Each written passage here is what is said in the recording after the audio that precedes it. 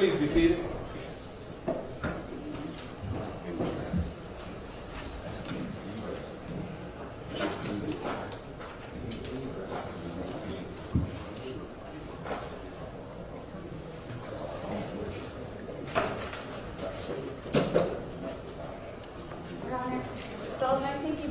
Look at that.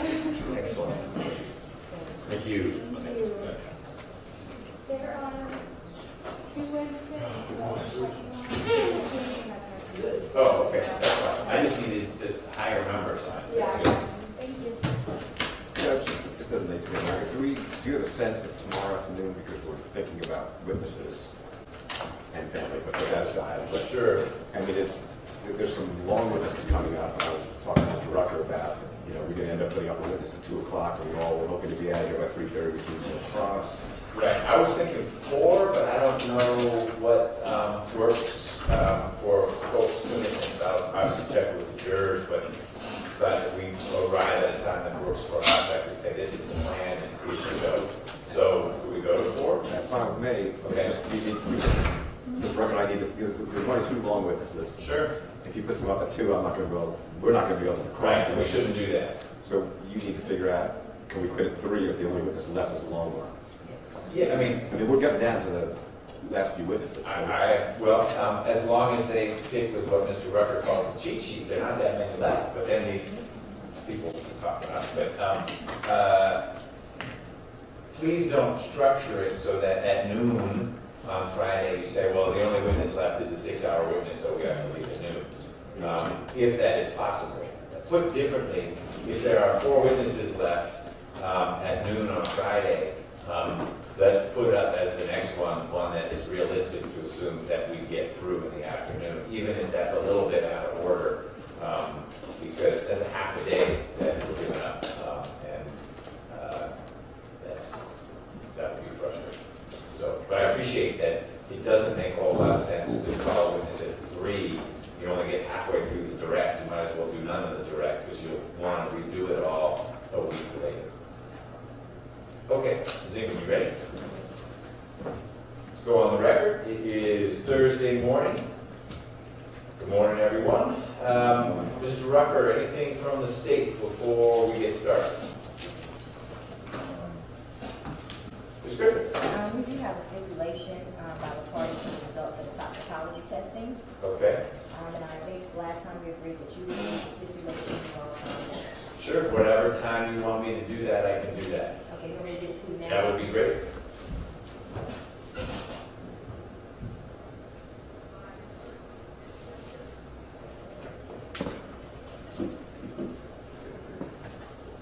Thank you. So does this mean there's a witness who won't be testifying? Yes, Ms. Mary Jo Brash. Okay. That's good. And Mr. Harvey, you signed it. You're okay with the stipulation? I signed it, I think, Mr. McIver has initialed it next to my signature. That's correct. I see that. Great. So just let me know when you want that read in. Anything else from the state? Another day, another Mr. Samuel and I compromise. We got together this morning. I didn't compromise. She agreed to everything. Whatever makes sense, whatever he wants to call it. There are 3 articles that we identified. We went through redactions on 2 of those. One of them, I understand there's no objection to any of the content. The other 2 I redacted. I provided him copies of the redactions this morning. So I'll give him a chance to review that, and then hopefully we can make an announcement about potentially not only the article, but the witness associated with it as well. Okay. These are all related to Schneider, or are these Hobbs and Schneider? Both Okay. sets of articles. Okay. Well, just keep me posted. I appreciate the 2 sides working together to have this move along smoothly, and we'll get an update from Mr. Samuel.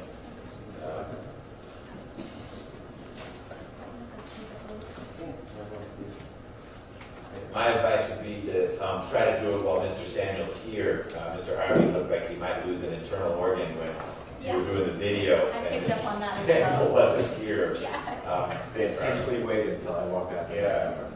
That's fine. Okay. All right, anything else? And I have one issue I wanted to flag and make the court aware as well as Mr. Harvey. I expect that at some point this morning we will get to the firearms examiner from the Georgia Bureau of Investigation. And as part of his testimony, as the court knows, one of the central issues has to do with the trigger. And so to this point, the weapon that was used in this instance has been made safe by the mechanism of a lock through the cylinder. But during his testimony, I would lay what I believe would be the proper foundation to allow the court and ask the court if we could remove the lock from the cylinder, actually put it in a position where the trigger can actually be pulled in the manner in which the state contends it was done at night. And after talking about the foundational questions with respect to the amount of force that it takes to pull the trigger, I would be asking the court to allow any juror who wishes to actually have the opportunity to pull the trigger, supervised by Mr. Weitzel, who can kind of ensure that they can do it in a safe manner, having the weapon pointed down. But I would ask the court to allow any juror who wishes to pull the trigger in single action and then double action. Because under the case of Myrick versus the state, which is 155 Georgia App 496, kind of stands for the proposition that the jury gets the opportunity to examine and evaluate the objects that are introduced during the trial. They list photographs, guns, and even a whiskey bottle, so that they can evaluate for themselves the evidence that was presented in the case.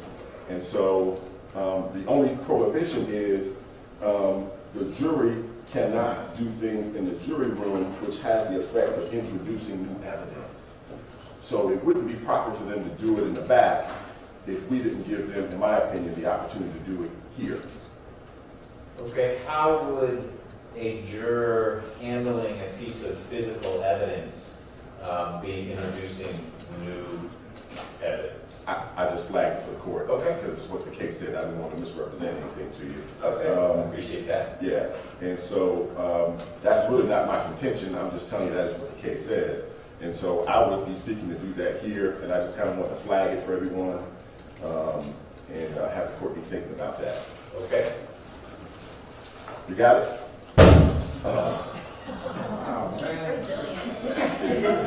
It's not it was on a bad surface. Okay, Here it is, here it is. but I'm over here. Mr. Harvey.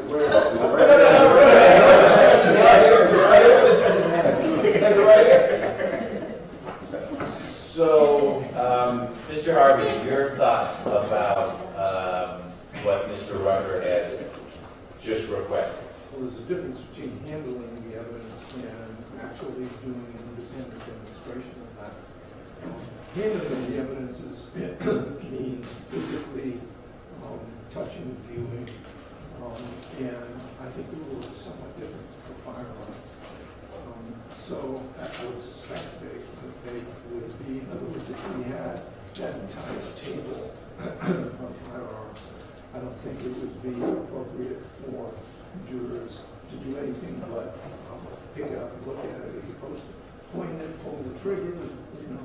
As to those firearms, I think that's a fair observation.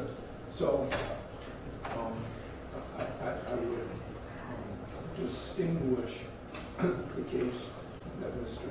Rucker relies on. If I had had some additional notice, I may be a little bit more able to articulate what I think would be perhaps a full argument with regard to that. Because now you're going to have, if one juror does it, every juror is going to stand around and start pulling the trigger. So, Well, I'll tell you my thoughts, and I'm going to research it some as well, and I'm going to ask that Mr. Weiss will not be one of the first couple witnesses this morning, so everyone can be processing this. If the jurors ask during their deliberations, could we have the gun so we can try to pull the trigger, I would likely say yes. It would need to be out here with everyone watching, not them back there. And so, as I was processing what Mr. Rucker was saying, it was a question of when as opposed to if. I will be persuaded by case law that says, no, it's an if, not a when. But assuming it's a when and not an if, be thinking about that as well. If you would prefer it to be now pre-deliberations, because that was the other distinction I was thinking about. They aren't deliberating yet, and so maybe they ought not to be holding the pictures and looking at them, although sometimes pictures are shared with the jury rather than published up on a screen. That's the way they're published. So I can see parallels in both directions, but I'd be surprised if the case law said that the jurors, that it would be improper for a judge to allow jurors to do what Mr. Rucker has described during deliberations, but out in court supervised for safety's sake, etc. well, and of course, there's a big difference between doing it during deliberations where they can then go back and discuss it, as opposed to doing it now, where I think the impetus to discuss it, would you think, how is that? Do you think that was would be almost impossible to avoid. But that is precisely what they can do, how they can proceed in deliberations. So I think there is a distinction between doing it during deliberations and doing it during the testimony of the witness. Sure. Okay. I appreciate you flagging that, Mr. Rucker. Let me think about it. But I've expressed my initial sense, which is it ought to be able to happen. It's more of a question of when would it be while the witness is testifying, pre-deliberation, or ought it to be deferred to deliberation. You, of course, could say in your closing, hey, I encourage you to ask the judge to do that. There's nothing inappropriate with you saying that in closing, and then if it comes up, we facilitate it. But let me do a little research as well. Sure. Anything else from the state? No. Okay. Ms. Clark-Palmer, good morning. Good morning. Anything from the defense? No, Your Honor. Okay. Well, let's get the jurors in here. I bet they're antsy. All rise for the jurors.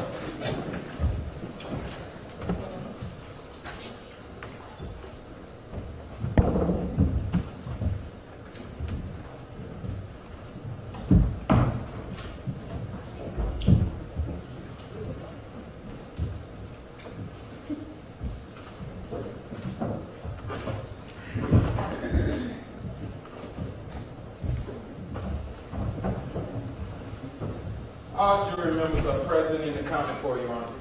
Thank you, Deputy Murphy. You all can be seated. Good morning, jury. Good morning, Judge. Good to see y'all. Today, how late are we going? 6. Okay, 6-ish. And I'll remember your observation that if there's a natural break point at 5:45, that's when we should break. We'll see how things flow. Hopefully it didn't mess up your routine, because by now you must have a routine, that I said you could be down here by 9:30, but Deputy Murphy let me know everyone was here in plenty of time, so thank you for that. We will return to the state's presentation. Who is the state's next witness? Good morning. Your Honor, the state calls Ms. Casey Wilson.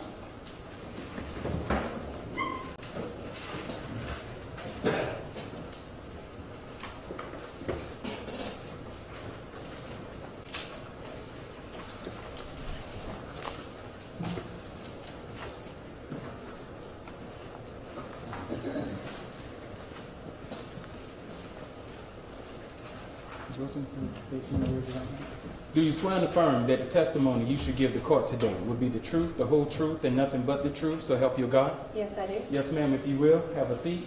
Get as close as you can to the mic during your testimony, please. For the purposes of the court's record, please state and spell your name.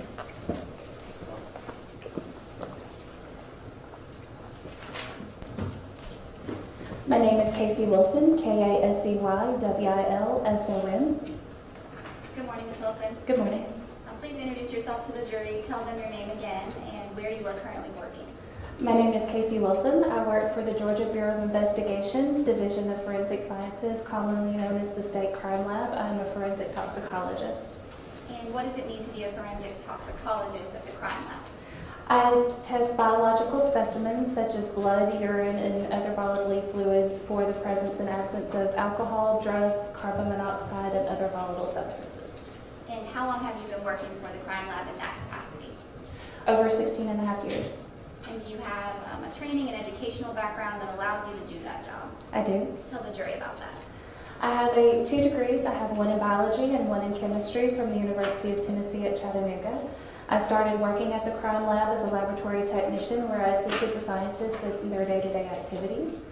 In November of 2002, I was promoted to a forensic toxicologist where I went through the alcohol training program, drug training program, carbon monoxide training program, and other volatile substances. All of that training includes quality measures, instrumentation, how to perform the testing, look at interpreting the data, presenting those findings in court. Also pharmacology. Pharmacology is what the drug will do to the body and the body will do to the drug. I also have a course in pharmacology from Dr. Holbrook from Mercer University. Say it again. You got what the course in? From Dr. who? Dr. Holbrook Okay. from Mercer University, and I also have attended the Robert F. Borkenstein course on alcohol and highway safety, and that was at Indiana University. And as a result of all that training and the employment and all the years that you told us about, have you had the opportunity to testify before in court? Yes, I have. About how many times? Over 200.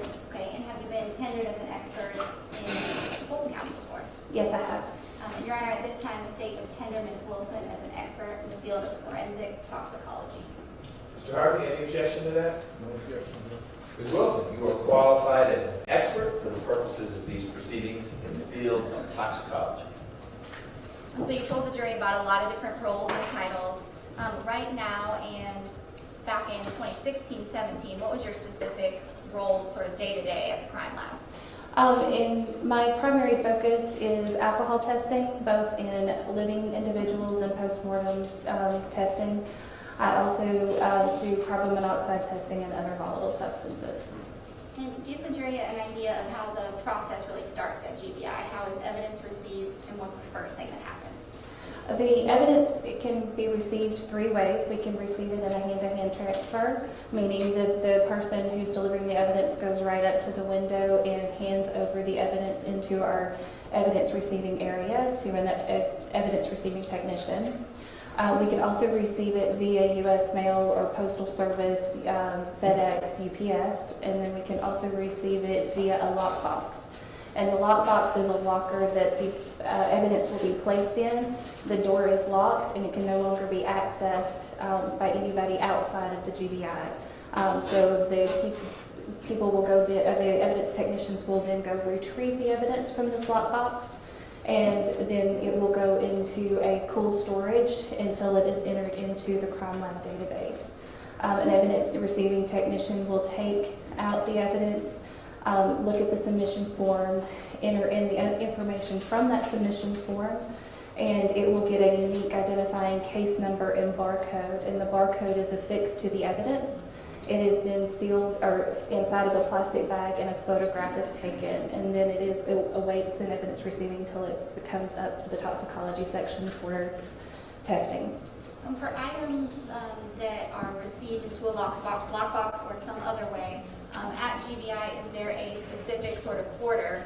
If an item has multiple services or multiple stops really within the crime lab, tell the jurors, is there an order? Who gets it first? What section of the lab gets what first?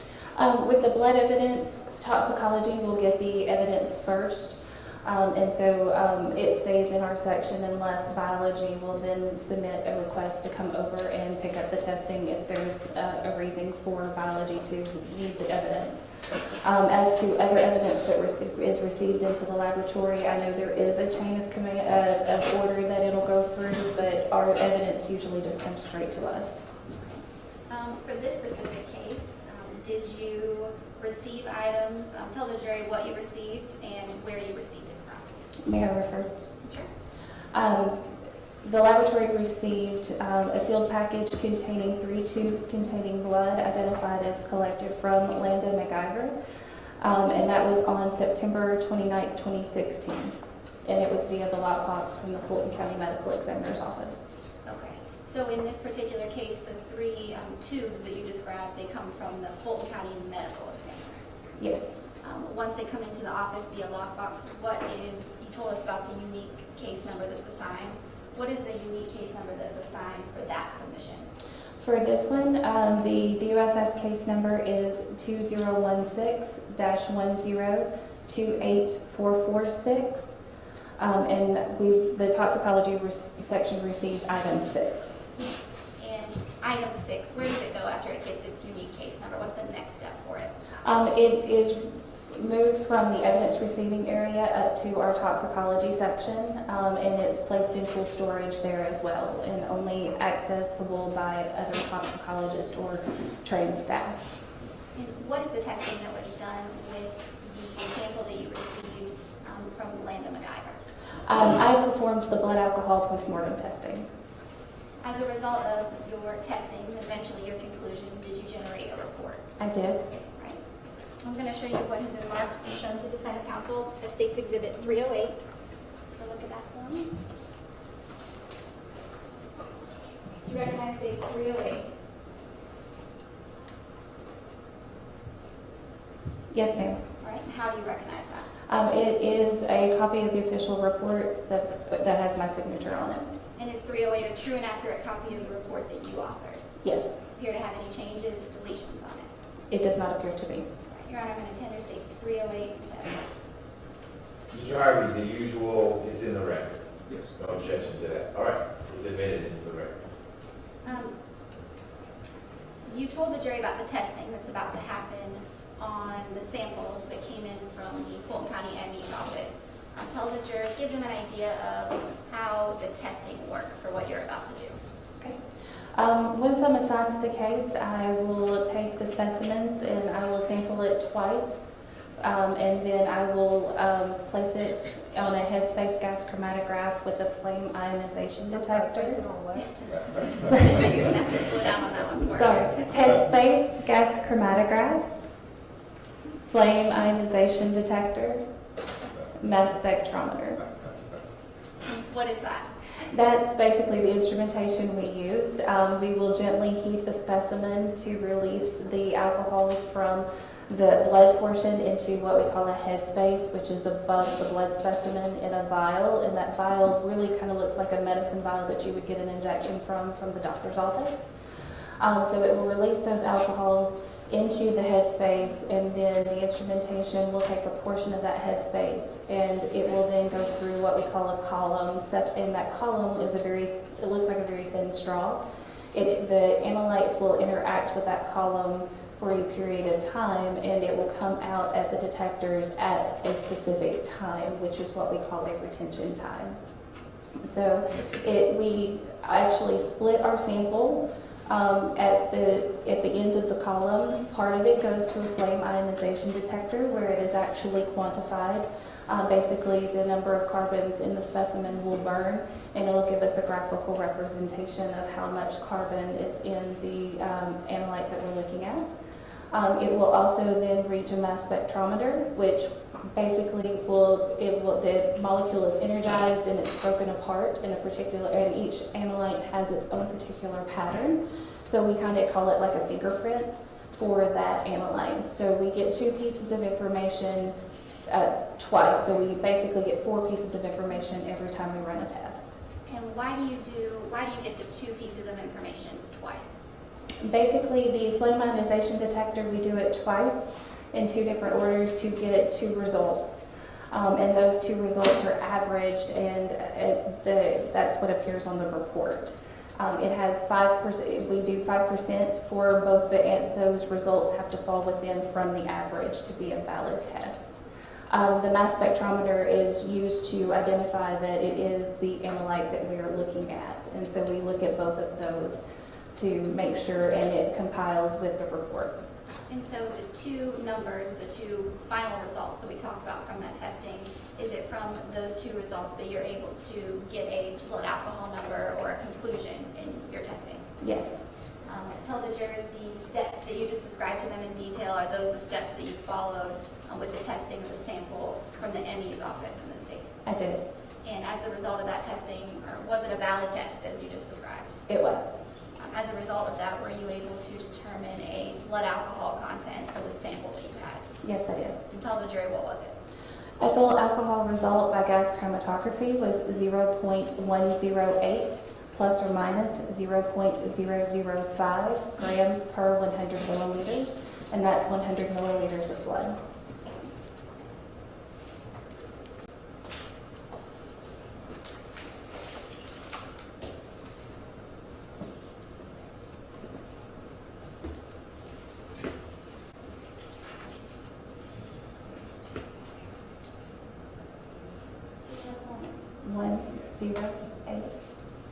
Grams per 100 milliliters.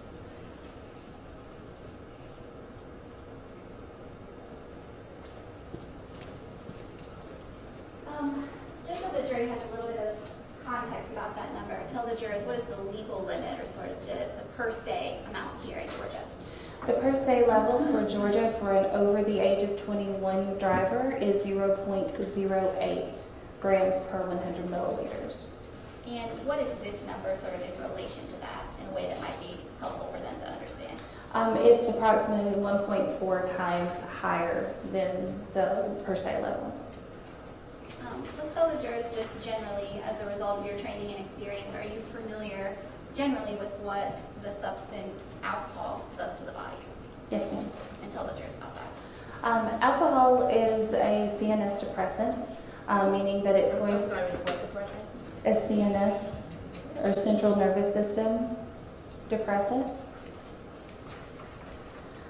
And what that means is it's going to slow the information processing from the brain to your spinal cord and to your nerves and your muscles. So it's going to slow everything down.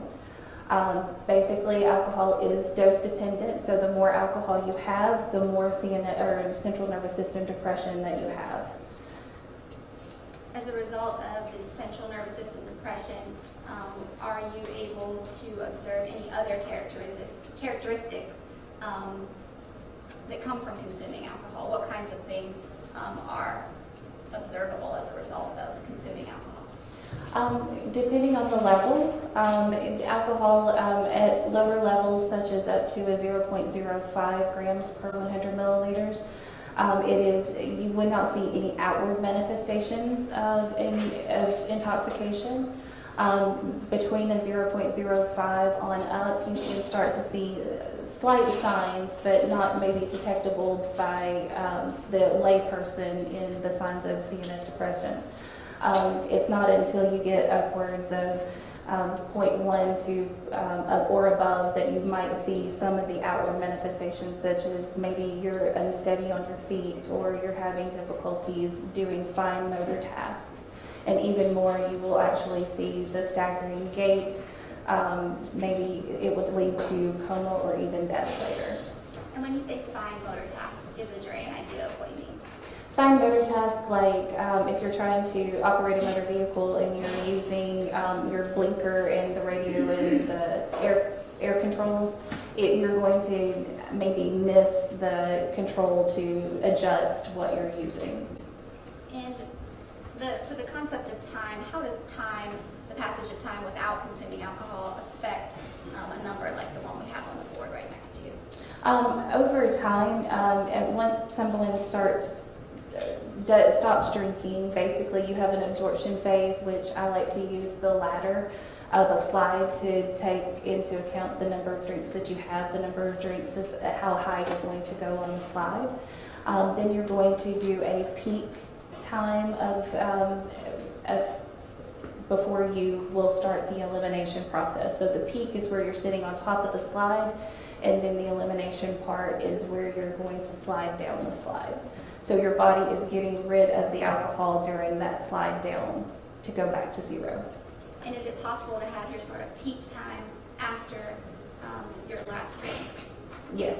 So it's possible to be on the way up after you stop consuming alcohol? It depends on the stomach conditions.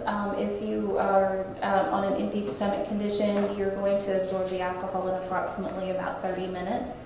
If you have a slight amount of food in your system, you're going to have, it'll probably delay the peak up to about an hour. And if it's even a heavy meal, then it would be even up to 2 hours. Your peak would be delayed. Is there anything about the type of alcohol that affects the numbers we've been talking about, whether it's wine, liquor, beer?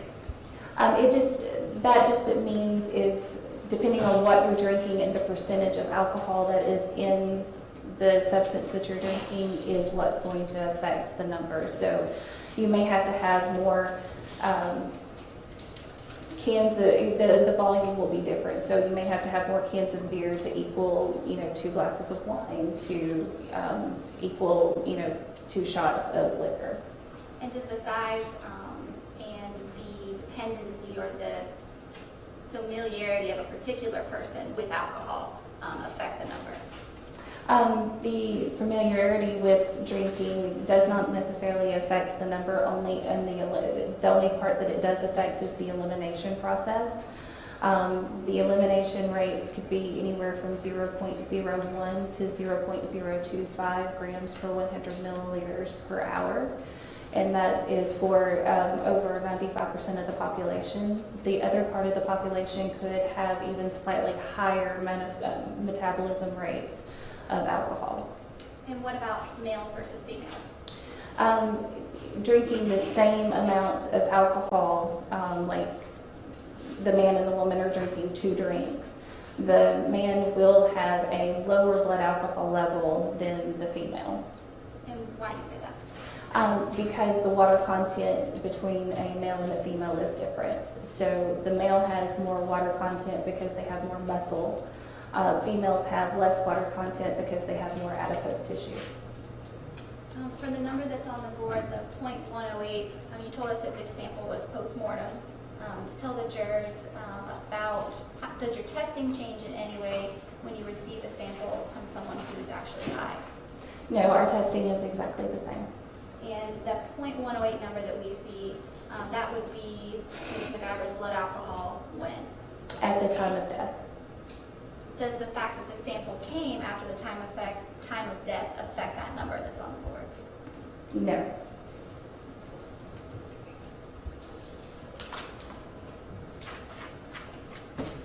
Just one moment.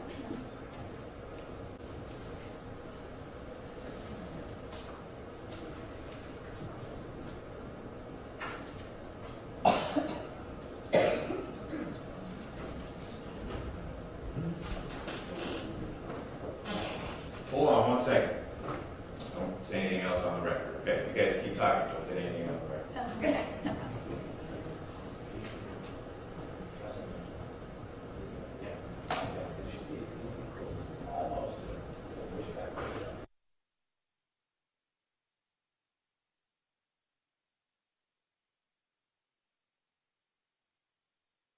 On the record. Ms. Wilson, just a couple more questions. You talked about stomach contents for the answer to one of my questions. When you say a full meal, give the jury an idea of what you mean. A salad, a meat and a side. What is a full meal in the context of the numbers we've been talking about? Okay, for the 2-hour elimination rate, or 2-hour peak, would be a full meal would get, I was always taught a salad, a full plate of spaghetti, dessert, bread. That's what I would consider a full meal. In regards to this test and the unique GBI number that you told us about, did you receive any other samples for testing, any other blood from any other individual? Not to my knowledge. And once you completed testing on this particular sample, did that complete your involvement in this matter? It did. I don't have any other questions, Your Honor. Let me read. Charlie? Thank you.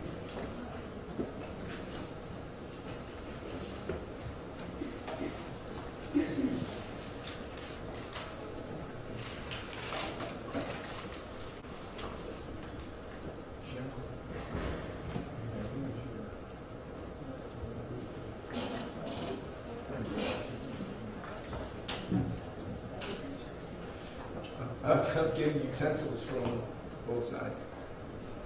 Good morning, how are you? Good morning. So how are you? Answer the second one. I'm fine, thank you. And,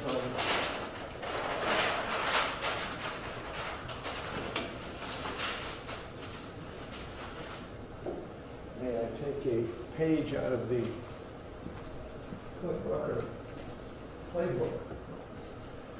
Good morning, ladies and gentlemen. Good morning, Your Honor. Good morning, Mr. Hart. Thank you. Okay. You see it works.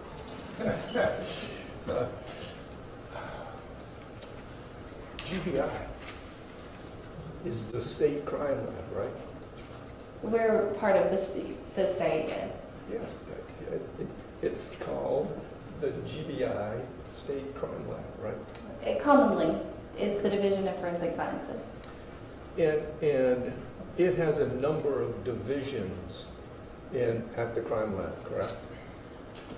The Division of Forensic Sciences does have several different sections, yes. Yeah, so the crime lab has different sections. If my words are not quite right, you know what I'm asking you, right? You got to say yes or no. Yes. Okay.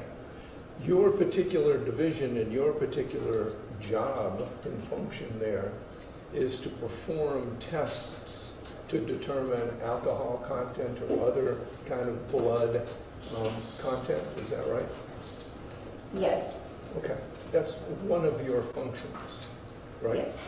And other divisions within the division perform specific other tasks, correct? Correct. Okay. So it is, and you can refer to that whenever you like.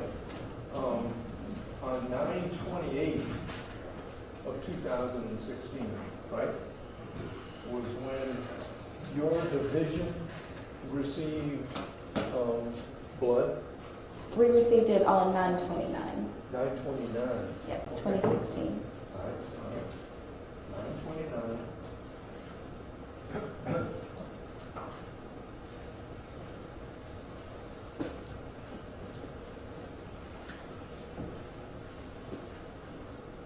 And you received that blood from the medical examiner's office? Correct.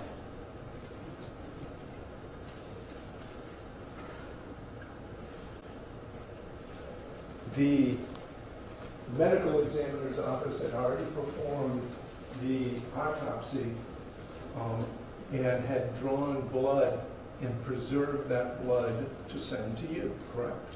That's what you understood. That is my understanding, yes.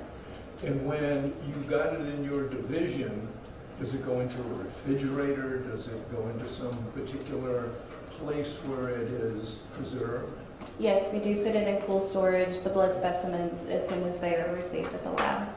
And does it come in little vials like test tubes? They do, with stoppers. Like purple top stoppers or other type stoppers with any preservative in it? They do. Okay. And that's to preserve the content of whatever substance might be in there, correct? It's to preserve the life of the specimen, yes. Okay. But when you received it on the 29th, you tested it also on the 29th? No, sir, that was at a later date. Okay. Tell us when you tested it. May I refer? Of course. I tested it on 10/26/2016. 10/26/16 is when the testing was done, correct? Yes, sir.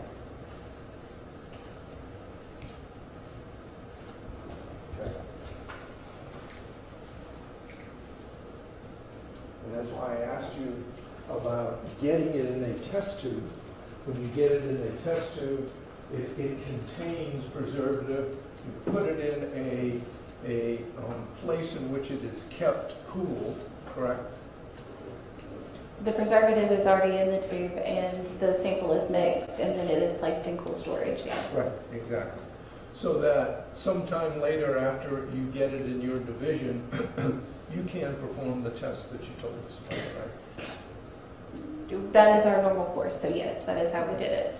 And you also told us a little bit about some of the things that may affect blood alcohol content, BAC, right? Yes. Okay. The height and weight of the individual? Yes, those are important. Okay, so what information did you have about the height and weight of the individual? I did not have any information as to the height and weight of the individual. Okay, but that's, let's see, height.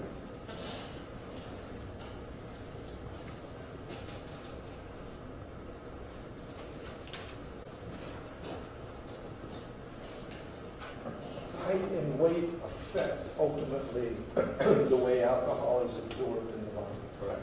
Height and weight would affect how many drinks that you would need to consume to get to this alcohol level. Okay. That's one factor that is incorrect. Those are two factors, actually, that are included, correct? Height and weight is something that you need to know how alcohol affects a particular person. Height and weight is how much or what you would need to actually use to calculate the number of drinks somebody would have consumed to get to this level. Okay.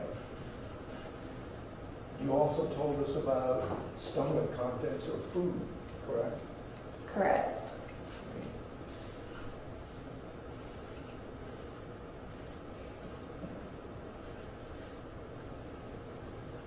And particularly, perhaps, the type of meal, right? Yes.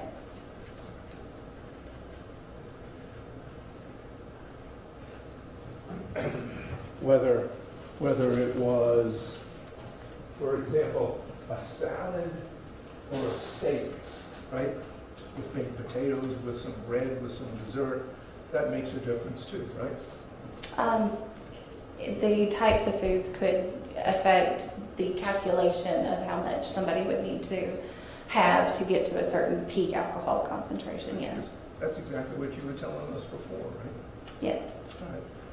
All right. The time, also, the time when the drinks, both the time of the ingestion of the alcohol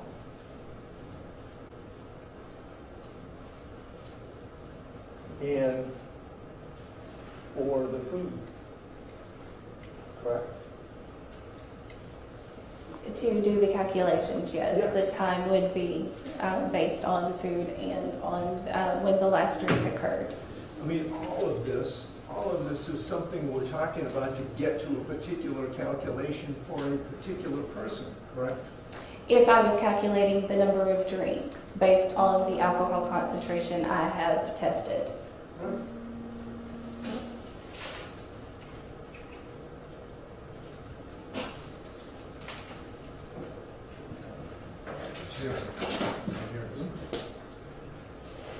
Okay.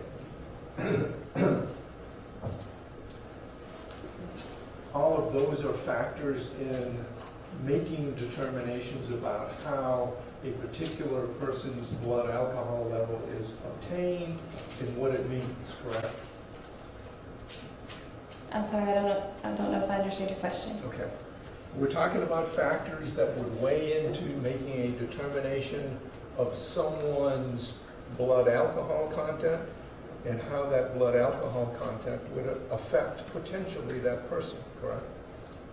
The blood alcohol content is the blood alcohol content. I would just use the blood alcohol content taking into these factors how much they would have had to have consumed to get to the level that I tested. Okay. Well, if you had a height and weight for a particular person, could you work backwards? Yes, making certain assumptions. right? If you had the type of food and the type of meal in conjunction with the height and weight, could you also factor that in and work backwards? If taking all the factors, yes, I could make a determination as to approximately how much somebody would have drank. Okay, but you didn't have, in this particular case, a height or a weight, correct? Correct. You didn't have anybody that gave you a particular meal, correct? Correct. You didn't have a particular time frame between the ingestion and the drawing of the blood or the time of death, correct? I did not have any particulars other than the result that I received from the time that the blood was drawn. Okay. We also know that there are different types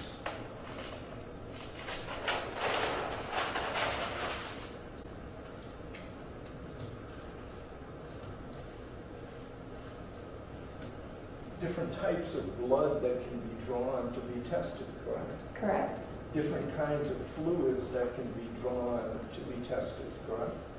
Correct. Well, and I'm going to give you an example of that. But it's not, you can test blood from where? The heart? Yes. Okay.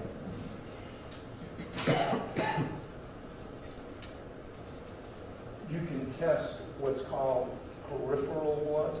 Yes.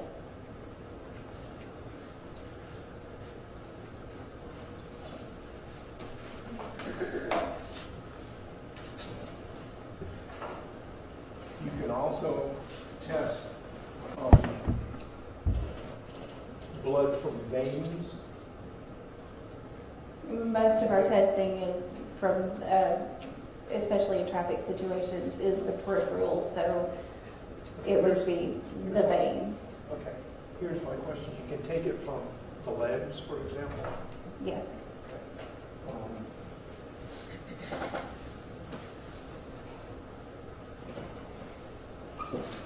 You can take it from the jugular? Yes.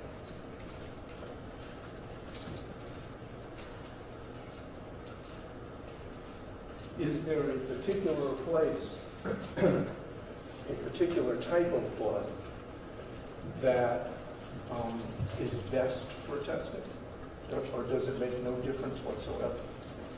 It just depends on where they've collected the specimen as to what we test for, or which one we're testing. If it's the peripheral, usually it's in a peripheral site, usually in the femoral, which is in the leg, the femoral vein.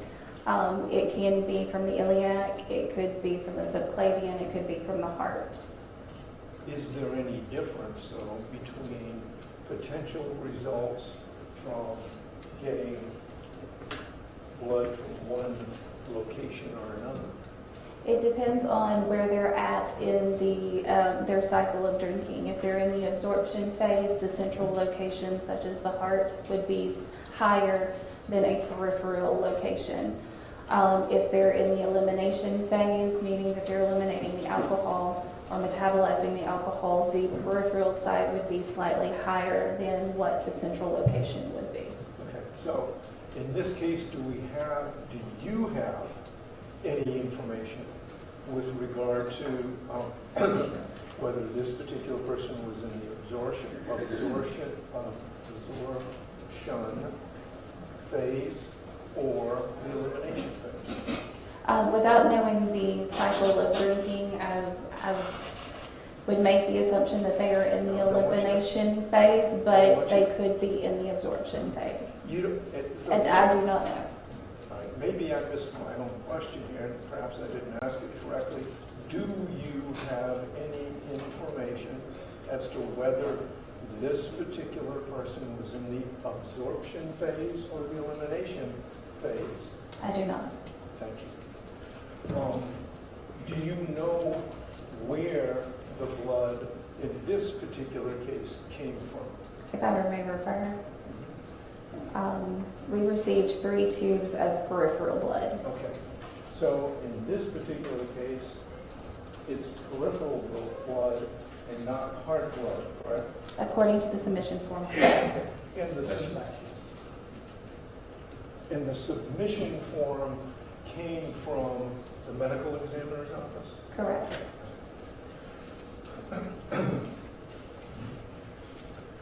I also understand that you did more than one test, correct? We do 2 analysis. And we saw the number.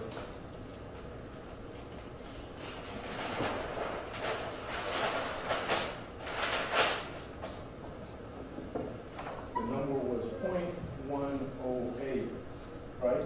Correct. Plus or minus 0.005, correct? Correct. So we've got a range between 0.103 to what? 0.113. 0.113. Those are the possible ranges, correct? For the 2 results to fall within, yes. Yes.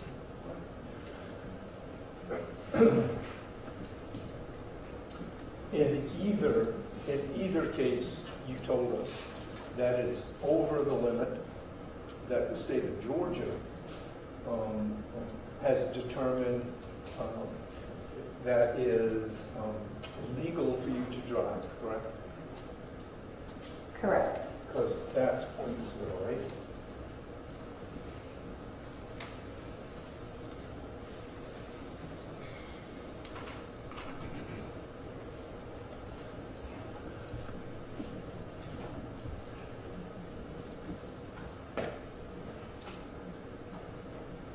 At 0.10, there are certain motor functions that are impaired, correct? There are some motor functions that are impaired, yes. Which is why Georgia, I guess, establishes a 0.08 as a base level for legal driving, correct? That, yes.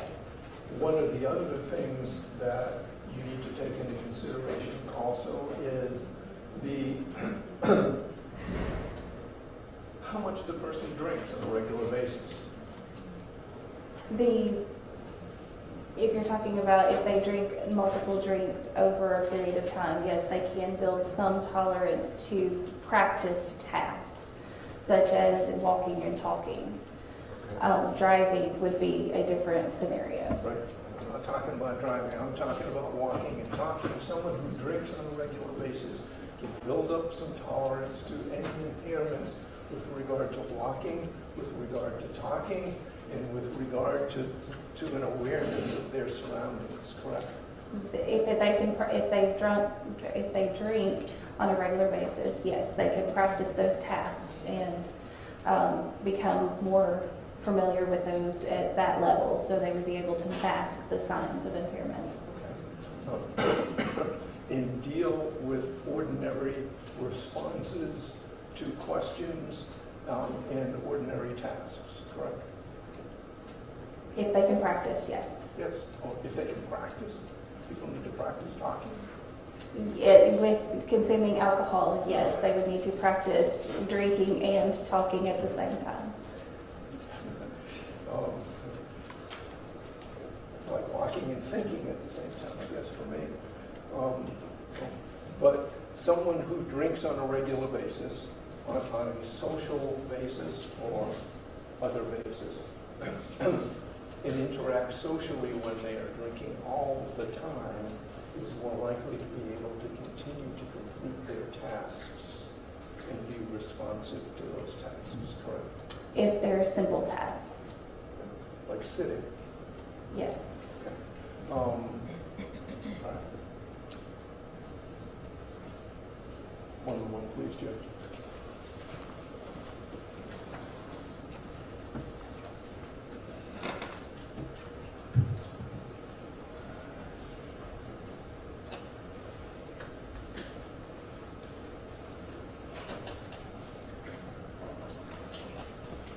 Thank you, Judge. That's all the questions I have. Thank you. Mr. Convery, any redirect? Just a few.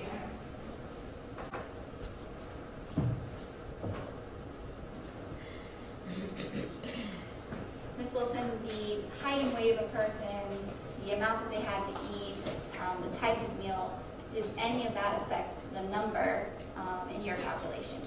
It does not. Tell the jurors why the delay in time that you received the sample and the actual testing took place isn't an issue for the sort of scientific reliability of your testing. One thing is the samples are in cool storage, so that preserves the life of the sample. We also test gray stoppered test tubes. The gray stoppered test tubes have preservatives in them. It has an anticoagulant that prevents the blood from an anticoagulant, meaning that the blood will not clot up inside the blood tube itself. And it also has a antimicrobial, meaning that if bacteria is introduced into the sample, it will not make its own alcohol inside the tube. And I did not see any signs of that, or it would have been listed on the report. And when you get a sample and you're about to perform testing, do you check to make sure each of those safeguards are still accurately in place so there's no signs of any disruption in the sample? They are in cool storage, or when we open the test tube, we're inspecting for signs of if the sample is clotted or if the sign is putrid, meaning that it is microbials are growing inside the tube producing alcohol. And did you note any of that in this particular case? No. The actual number, the .108, is that number affected by that sort of time gap there in between when you all actually received it and when you were able to perform the testing? No, they should be pretty close to the time as to when the sample was taken, meaning that if anything, it might decrease slightly over time, because just like in our testing, alcohol will move from the blood that's inside the test tube into the headspace above the blood, and so when you open that stopper, that alcohol is lost. So it might be slightly lower than what it was at the time, if it's definitely kept at room temperature for an extended period of time. And is that why the GBI actually has it stored in cooling? Yes. The .005 number that you told us about, that variation between the two samples, is that number a scientific variation that's accepted within your community as far as your testing is concerned? That is our measurement uncertainty, meaning that we like our samples to be the exact same every time, but due to the slight variations in the blood or the actual drawing of the sample or the actual testing of the sample may be slightly different, so we give it a range. So it's plus or minus 5% of the average. I don't have any other questions. Questions from the jurors?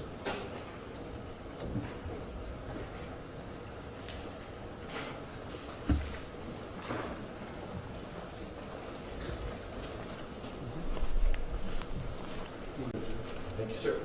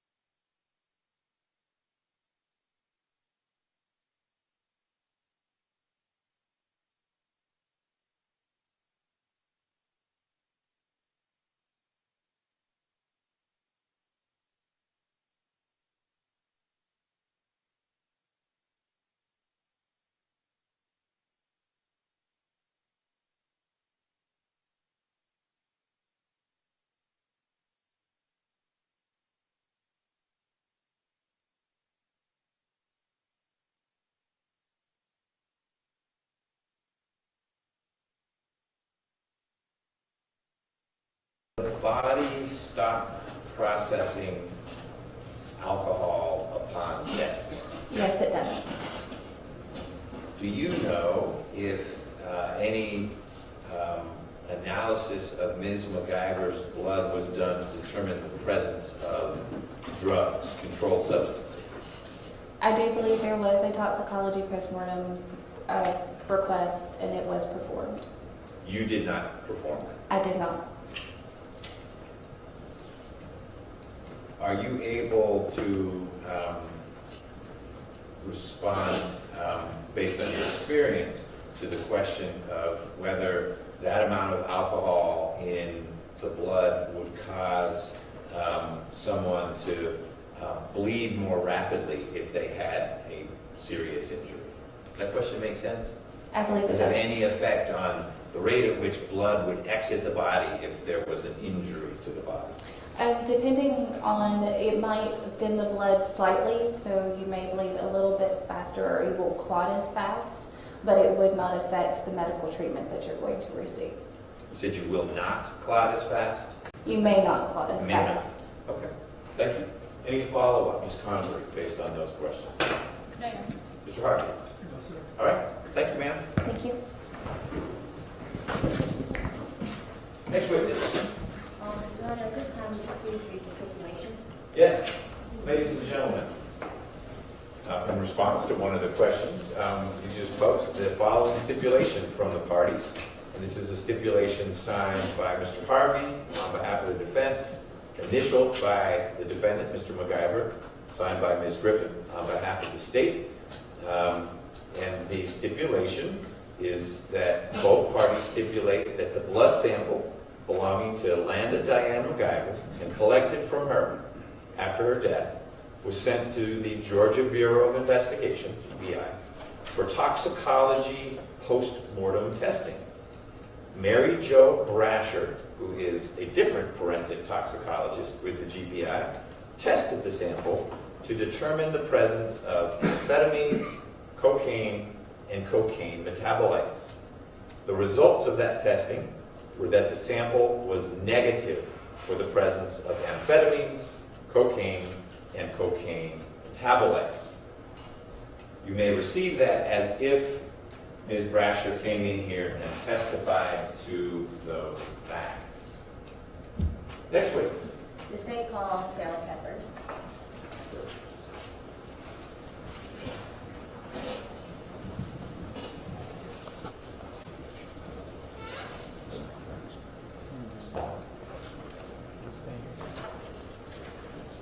Raise your right hand. Ready, Judge? Yes. Do you swear to affirm that the testimony you should give the court today will be the truth, the whole truth, and nothing but the truth, so help you God? I do. Yes, ma'am. If you will, have a seat. For the purposes of the court's record, please state and spell your name. Sarah Peppers, SarahPeppers. Good morning. Could you please introduce yourself to the jury and by stating your name and where you're currently employed? My name is Sarah Peppers. I am currently employed at the Georgia Bureau of Investigation, Division of Forensic Sciences, in the Trace Evidence section. And how long have you been employed with the GBI? I have been employed at the GBI for a little over 8 years. And what is your current position within the Trace Evidence section? I am a scientist in the Trace Evidence section. What exactly does your job entail? One of my primary duties is to analyze evidence for the absence or presence of gunshot primer residue. And what exactly is a microanalyst, and what your job title is? A microanalyst is what we typically refer to as a scientist in the Trace Evidence section. We are typically dealing with evidence that cannot be seen by the unaided eye and that can be transferred between people or between people and objects or between objects.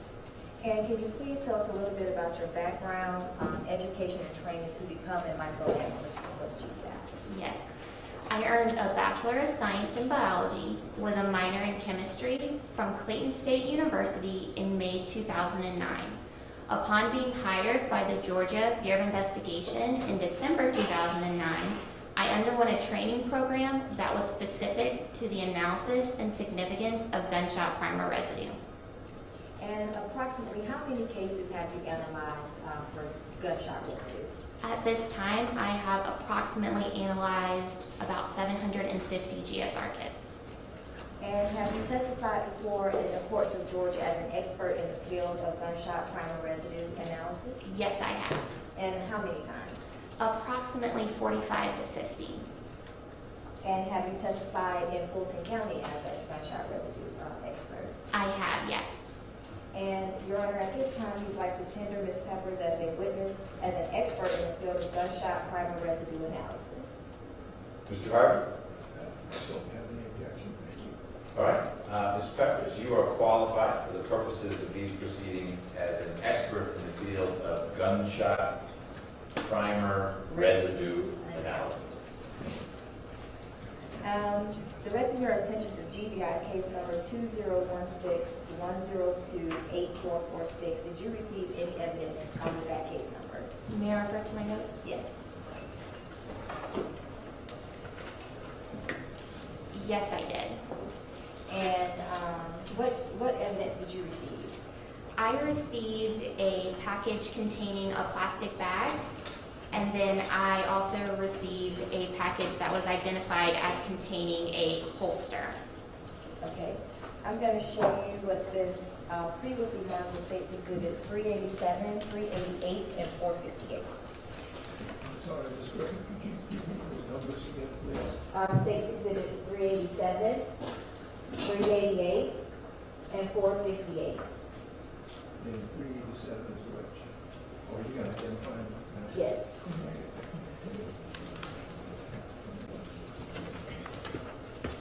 I'm going to show you State's Exhibit number 387. Do you recognize that? Yes, I do. And what is that item? This item is a sealed package that was identified as containing a brown holster. Okay. And I'm going to show you State's Exhibit number 388. Do you recognize that?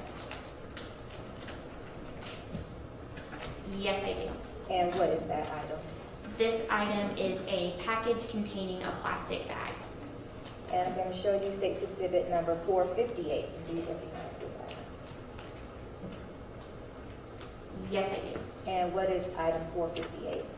These are stubs that I actually created in the laboratory as part of my examination for gunshot primer residue analysis on the plastic bag.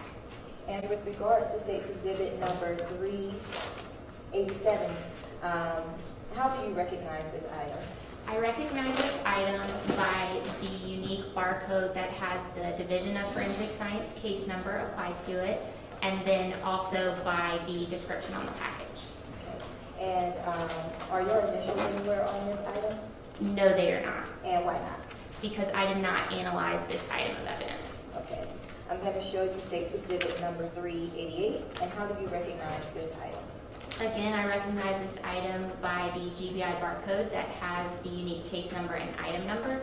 Then I also recognize this item by my initials where I sealed it, and also where I wrote the case number when I opened the package. And State's Exhibit number 458, how do you recognize that? Again, the barcode is applied to this item, and also these are the stubs I created, so I recognize it by my writing on the package describing them as such. And do these items appear to be altered or tampered with in any way? No. You're on permission to introduce State's Exhibits number 388, 458 into evidence. Not 387. No. Okay. Any objection to 388 or 458?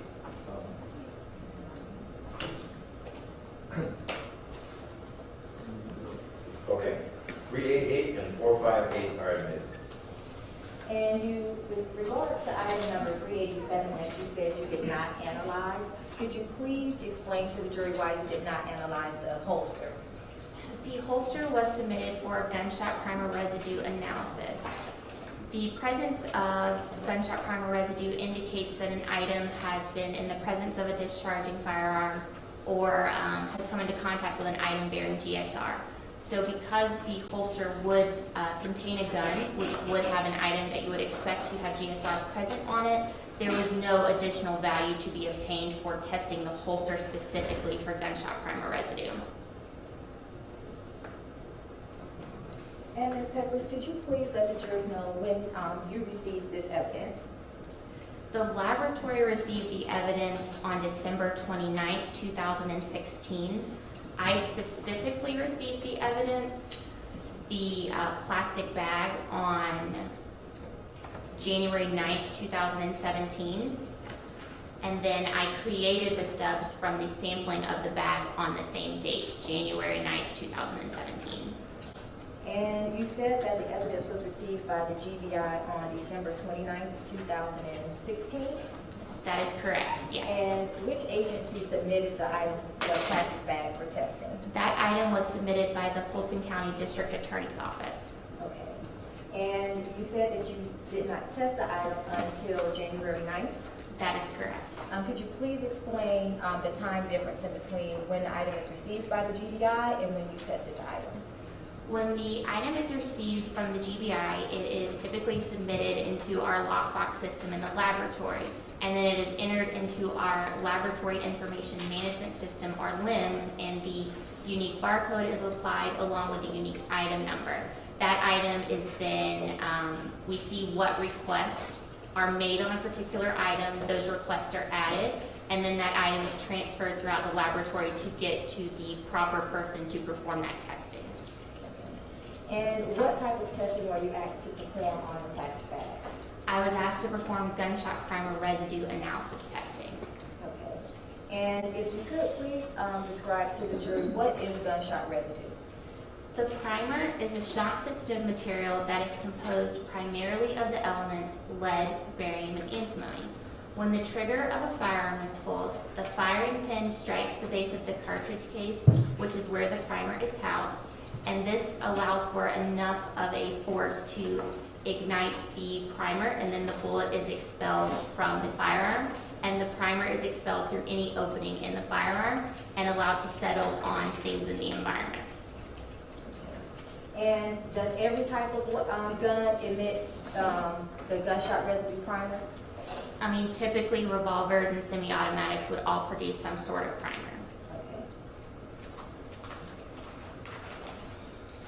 And if I could, let me have you open these up. I have scissors, I'm not running with them.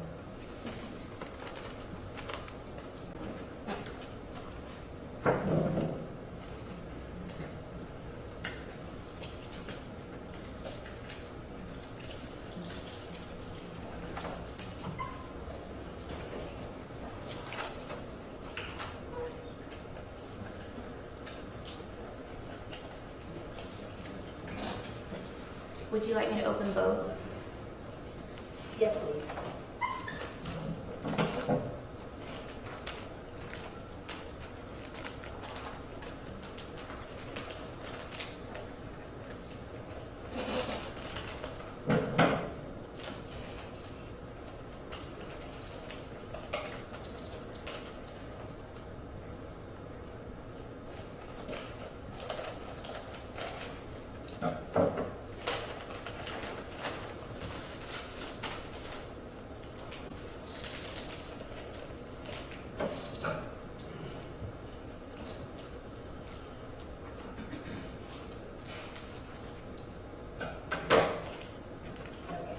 And if you could, Ms. Peppers, would it be okay if she stepped down? Sure, as long as she wearing the fancy, well, if she's away from the microphone, she's been doing well. You've been able to hear what she had to say, but let's wrap up the microphone if she's going to be moving away from the desk. Okay.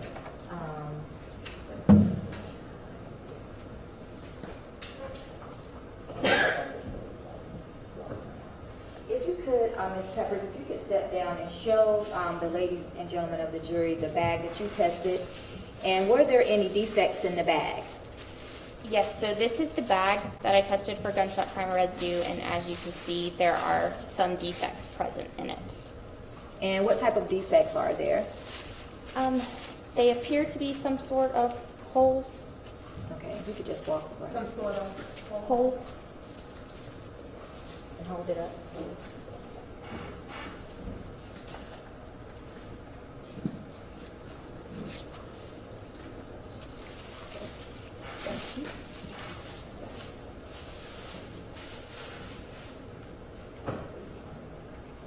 And, Ms. Pettis, when you did your testing for the gunshot residue on that plastic bag, how did you perform the testing? So when we are asked to perform gunshot primer residue analysis testing on an item or an object, we use what we refer to as stubs. These stubs are aluminum discs that have a carbon adhesive tape applied to them.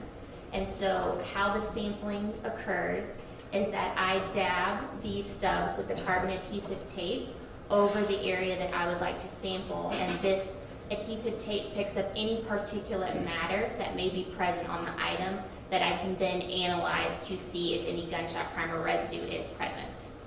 And which areas of that bag did you test for the gunshot residue primer? So in particular, I sampled 4 areas.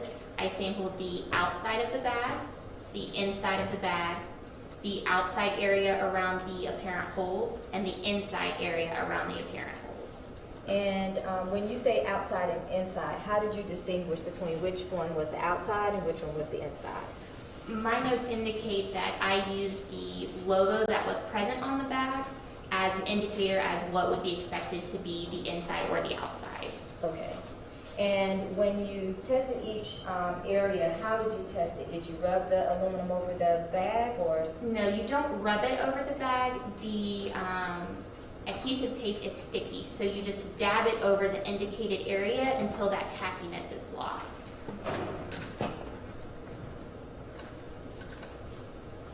And after you did the samples, what was the next step in your process?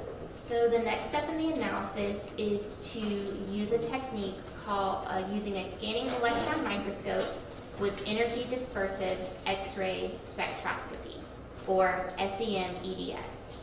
This is a technique that has a high-powered microscope so that I am able to visually see what is present on the stubs that I use to sample, and then it also has a detector attached to it so that I can see what the chemical makeup of each of these individual particles are, so that I can look for particles consistent with gunshot primer residue that contain the elements lead, barium, and antimony. And after you collected the samples to process them, what were the results of your testing? The results of my testing were that the examination of the adhesive stubs used to sample the bag revealed more than 5 particles characteristic of gunshot primer residue. And when you said that the results were more than 5 particles, was that for each area that you tested? So I had a total of 4 sample stubs from one bag. I confirmed 2 particles of gunshot primer residue on each sample for a total of 8, or a conclusion of more than 5. But there could have potentially been more GSR, but the addition of more particles would not alter the conclusion or the significance of that conclusion. Okay. And when you say more than 5, would you please explain what that means? Yes. So when I say more than 5, it means that I found more than 5 particles characteristic of GSR on the samples. In this particular instance, it was 2 confirmed GSR particles on each stub, but as I mentioned before, there could potentially be more. And we report out what we find on each sample. So if we only find 1 particle in total, that's what our report will say. 2 particles, that's what it will say. So when we say more than 5, that is our highest conclusion that we write in our report, showing the amount of GSR on a person's hand, or in this case, an item. Okay. And is there a scale that you all use? 1 to 5, 1 to 15, anything like that? There's not really a scale. In instances where we only find 1 or 2 particles characteristic of GSR, we do have a statement on our report that could indicate that the forensic significance of that finding could be limited because there have been different studies conducted that have shown that, for example, if an individual is arrested and then taken to a police department, they could potentially pick up 1 or 2 particles from being in a police environment. And so we do have a scale as to whether we're going to put that statement on our report.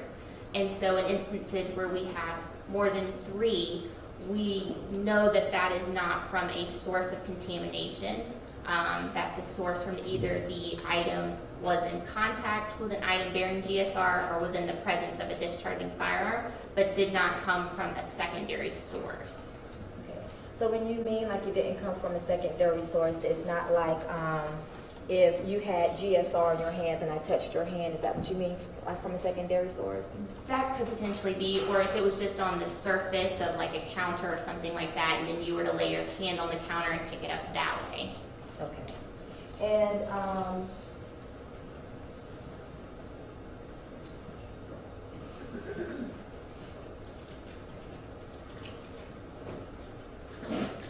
when you talked about GSR emitting from the gun, could you describe like how the plume is that it comes out? Like, you know, when is it like a huge cloud of GSR that comes out, or how is the GSR emitted?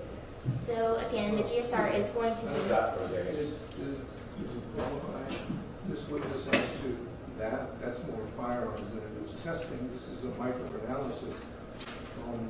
So I'm a little bit. Let me object to whether or not this comes within her sphere of expertise. If it does, fine. Sure. So why don't we explore first with this witness if she's in a position to help the jury understand this based on her training and experience. Okay. Based upon your training and experience, Ms. Peppers, have you had any education about how gunshot residue is emitted from a firearm? Yes. So as I mentioned earlier, the primer is going to be expelled through any opening in the weapon. So it's also going to travel down the barrel of the bullet and then be expelled if it's a revolver through the cylinder, if it's a semi-automatic through the ejection port, and all of those openings present in a weapon. And have you had any training on how it is, or any firearms training on how gunshot residue is ejected from the firearm?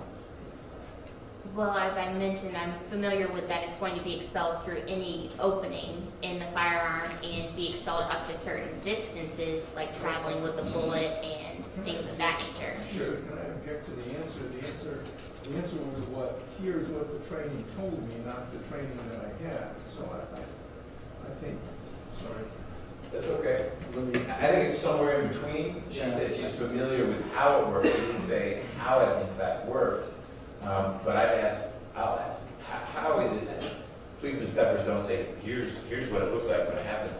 But tell me and the jurors and everyone else listening, what parts of your training allow you to answer a question like, when a shot is fired, things are expelled in this direction, or in a cloud, or more like projectiles. What about your training would enable you, if you feel like you are able to answer a question?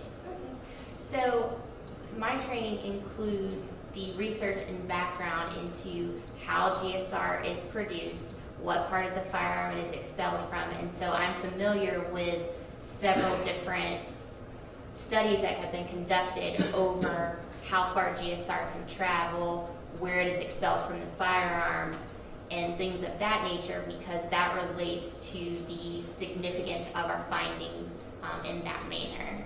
Okay. Don't answer yet, please. Ask the question you'd like to ask that initially prompted the objection. Okay. When GSR is expelled with the bullet, when it comes out of the gun, does it emit in a cloud, or does it go straight with the bullet? How is it emitted from the gun? Okay. I will overrule the objection based on what I've heard and allow you to answer that question. So again, the primer is expelled in this vaporous cloud when the trigger of firearm is pulled, and so it's expelled through any opening in the weapon in this cloud, and it does in fact travel with the bullet as well. Okay. And do you know how large the cloud could be?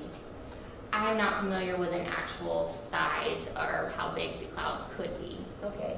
And when GSR particles are emitted from the weapon, is there any particular location that they could fall?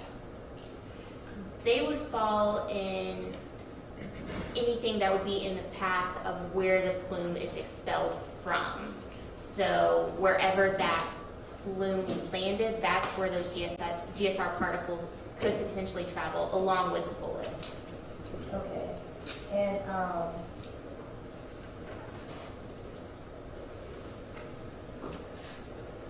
so if I fire a weapon and my hand is on the trigger, could GSR get on my hand?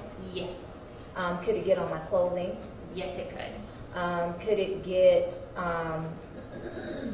on my legs or anywhere like that? Yes, it could potentially, yes. And in this case, if the weapon was fired and it was completely concealed in the bag, And let me object to the hypothetical. she's an expert, she can get something. Well, I don't think the objection is you asking hypothetical. It was the nature of the hypothetical? Okay. Yes. Okay. If a gun is completely wrapped inside of this plastic bag, is it possible that GSR in my hand, the gun is wrapped completely in the bag and my hand is on the trigger from outside the bag, is it possible that GSR would not get on my hands? Again, I'm going to object to that. Okay. Overruled. Do you understand the question? Yes, so may I answer? You may answer. Okay. So even if your hand is on the outside of the bag, that plume is going to emit from the weapon. So if there is any gapping in the bag or anything that would allow the plume to get to the outside, including if a bullet was expelled from the bag, that could all be a potential for some to still get on an individual's hand. Now, would it be as much as I would expect if the hand was not on the outside of the bag? Probably not, but there's still a potential, even if the hand was on the outside and the gun potentially was on the inside, that GSR could still land on an individual's hand. Okay. And what if the weapon is concealed in the bag and my hand is also in the bag with the weapon? In that instance, you would definitely expect for an individual that discharged a firearm in a bag with their hand in the bag for GSR to be on their hand. And we talked about testing for GSR on substances. Can you test for GSR on your skin or on your hands? Yes, you can. And is there a different test that you would use to test for it on your hand as opposed to on the surface? The actual testing is the same. I still use the same technique of scanning electron microscope with energy dispersive X-ray spectroscopy. However, energy dispersive X-ray spectroscopy. That's not already in your dictionary? And so the technique would be the same, but just when you are sampling an object, we're using the same stubs that would be used to sample an individual's hands. Okay. And can you wash GSR off of your hands? Yes, you can. How long typically, if you don't wash your hands or do anything like that, can GSR remain on the skin?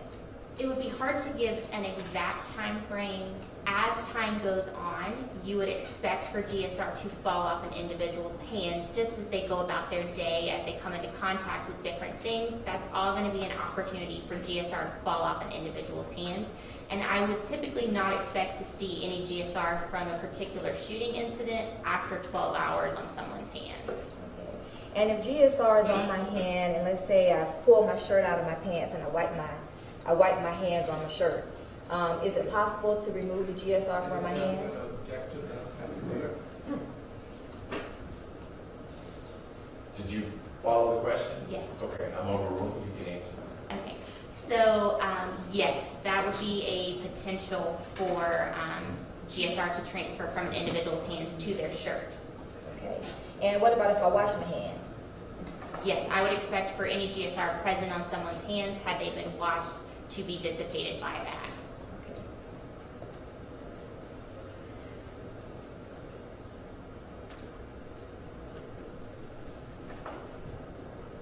And when we talked about the cloud that is emitted when a firearm is fired, can you see this plume with the naked eye? Yes, you typically can. Okay. And you said that the GSR could be found with the bullet. Could you, if the bullet went through an object or a seat, could you test for GSR on that seat? You could potentially test the item for GSR. However, again, when we find GSR on an object, that indicates that the object was in the presence of a discharging firearm or came into contact with an item bearing GSR. So if you have an object that has a bullet defect in it, you already would be aware that that item was in the presence of a discharging firearm. So the exam itself for GSR would not add any probative value in that instance. Okay. And in this case, did you receive any items collected from a seat in this case? I personally did not receive any items. I'm not aware if the laboratory did. Okay. And when you all receive items from the to be examined, do you all request items or do you just get what is received? We typically receive items from outside agencies that have submitted it along with a submission form with what requests they would like for analysis.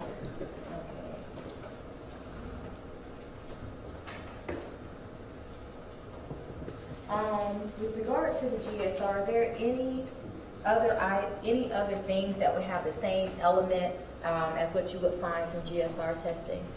There are other sources that contain the elements that I'm looking for, lead, barium, and antimony.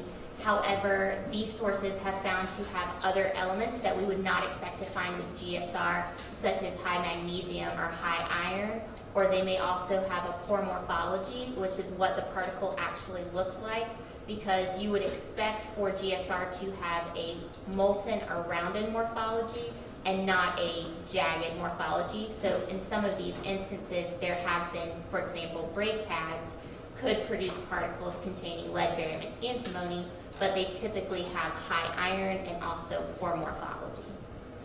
It also, What was that you used? I think morphology, what was the word? Yes, morphology.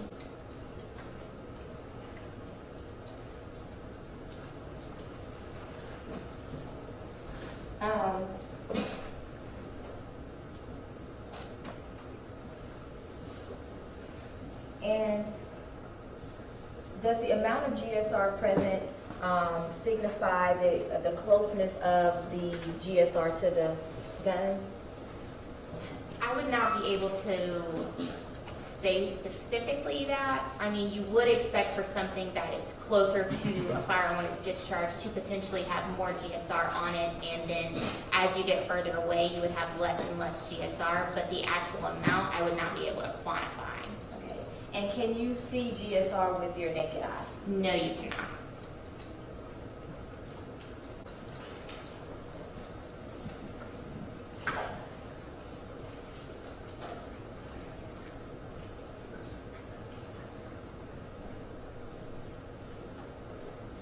And Ms. Pepper, did you prepare a report of your findings? I did, yes. And I'm going to show you State's Exhibit 310. Could you review that, please?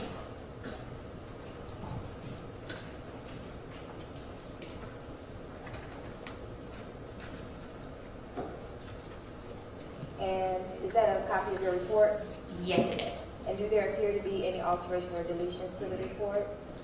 No, there does not. Is that a true and accurate copy of your report?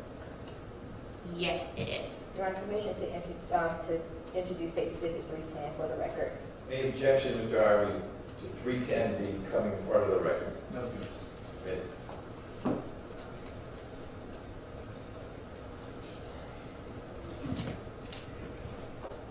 No other questions, thank you. Okay. We're going to take our morning break before we see if Mr. Harvey has any questions for you.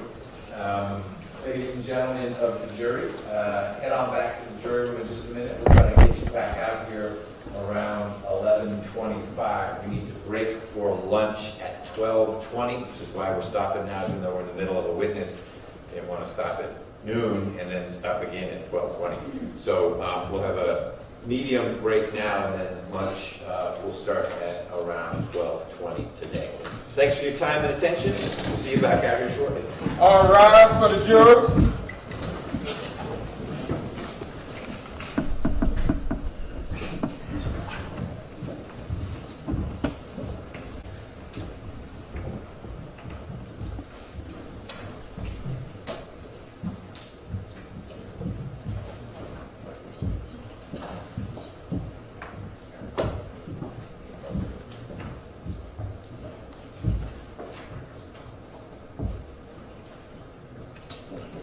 Please be seated.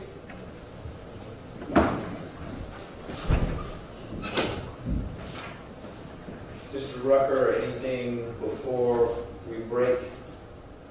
Is Mr. Weitzel coming up fast? Yes. Okay. My research has given me comfort that at a minimum for the jurors to explore the trigger pull during deliberations and for you to invite them to do so in your closing is appropriate, legal, acceptable, etc., and not error.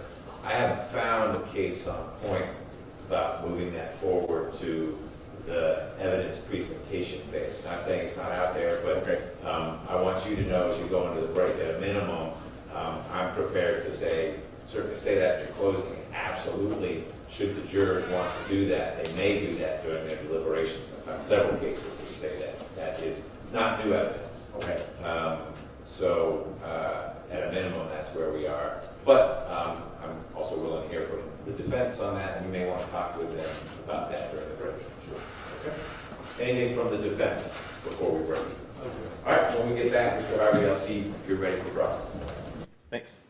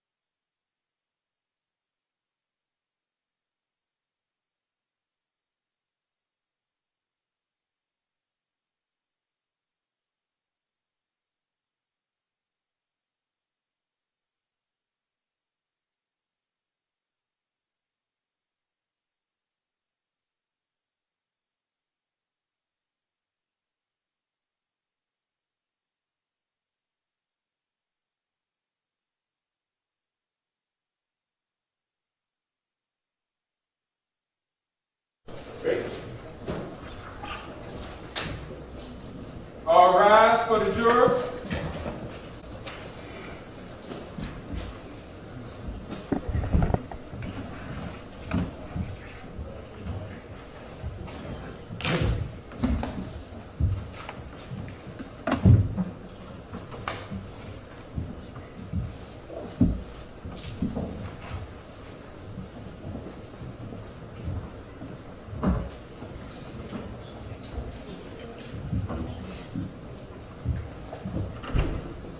All jury members are present and counted for, Your Honor. Great, thank you, Deputy Murphy. Everyone can be seated.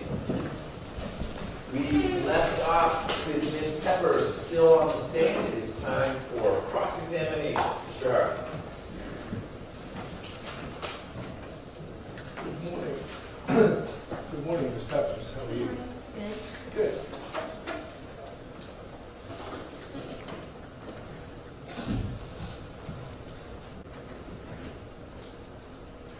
You are a employee of the Division of Forensic Sciences, correct? Yes, that is correct. And again, there are a number of divisions within the Division of Forensic Sciences, correct? Yes, there are. For example, there are firearms divisions, a firearms division. Yes, there is. That's separate from you That is correct, yes. because you're doing microanalysis. Is that what you're doing? Yes, the analysis of gunshot primer residue is conducted in the trace evidence section. In the trace evidence section. There are also other sections, correct? Yes, there are. So the Division of Forensic Sciences has the opportunity and ability to take a sample or a item and have it tested by a number of different divisions within the division. Yes, if that's what's requested, that can be done. Okay. Your particular task that you've told us about in this instance was to receive, I guess, a sealed plastic bag. It was a sealed paper bag with a plastic bag Right. inside, yes. Yeah, bad question. A sealed bag with a plastic bag inside. Yes. That plastic bag is the plastic bag that is sitting up on the table right now, correct? Yes, it is. In your particular task that you are asked to perform is to determine the presence or absence of gunshot residue. Gunshot primer residue, yes. Okay. Is there a difference between gunshot primer residue and gunshot residue? The primer is specific to the actual primer that contains those elements, lead, barium, and antimony, and it's found in the base of the cartridge case. Sometimes GSR or gunshot residue can be meant to include also the organic elements that can be produced when a firearm is discharged. Okay. And if you're talking about GSR, we're talking GSR. GSR, for the ladies and gentlemen, is gunshot residue, correct? GSR can be termed gunshot residue. We use the term GSR and define it as gunshot primer residue. Okay, and a primer is what initiates the combustion, correct, Yes. of a powder charge that's contained in a cartridge. Yes, typically. Okay. And the primer, what kinds of chemicals, what kinds of things are contained in a primer? So as I mentioned earlier, the primer contains the elements lead, barium, and antimony. There are other things present in the primer, but those are the primary components. Well, there are a number of chemicals in a primer, correct? Yes. And some of those chemicals by themselves are characteristic of gunshot residue, correct?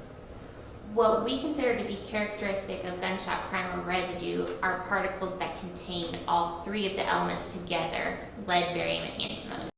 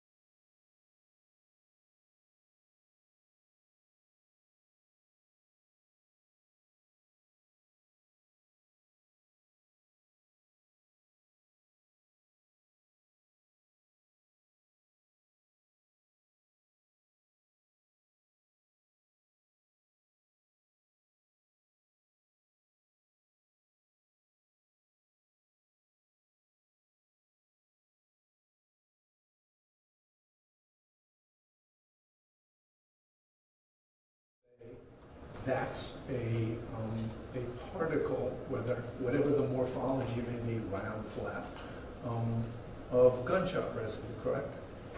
Yes, but the morphology does come into play because we would not consider a particle just because it contains lead, barium, and antimony to automatically be gunshot primer residue. We do have to take into effect the morphology of the particle and have a certain expectation of what it would look like. Right, that's what I'm saying. The morphology is taken into consideration when you have those three particles together, correct? Yes. You told us a little bit about how gunshot residue escapes from a weapon. Yes. Correct? Let me,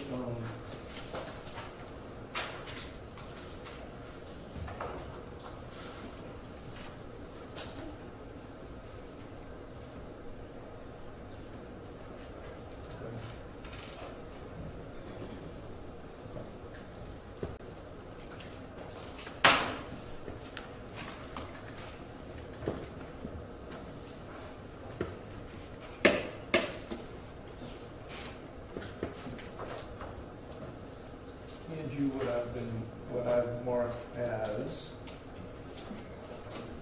if I can get a defense sticker. Generally, they supply their own. Please.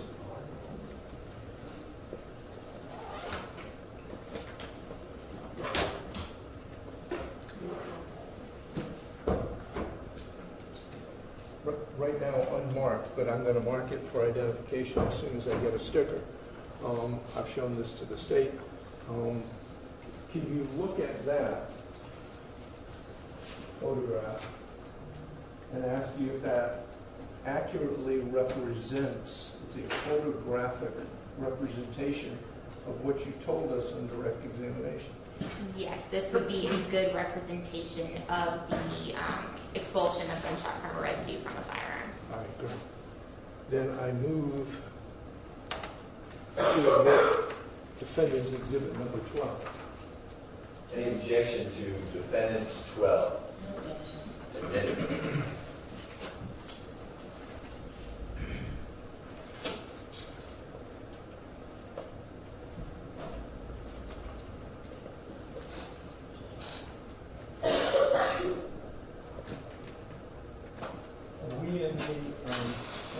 We can circle the stuff?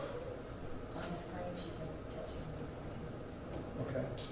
You can touch the screen if you want to, and we can circle stuff.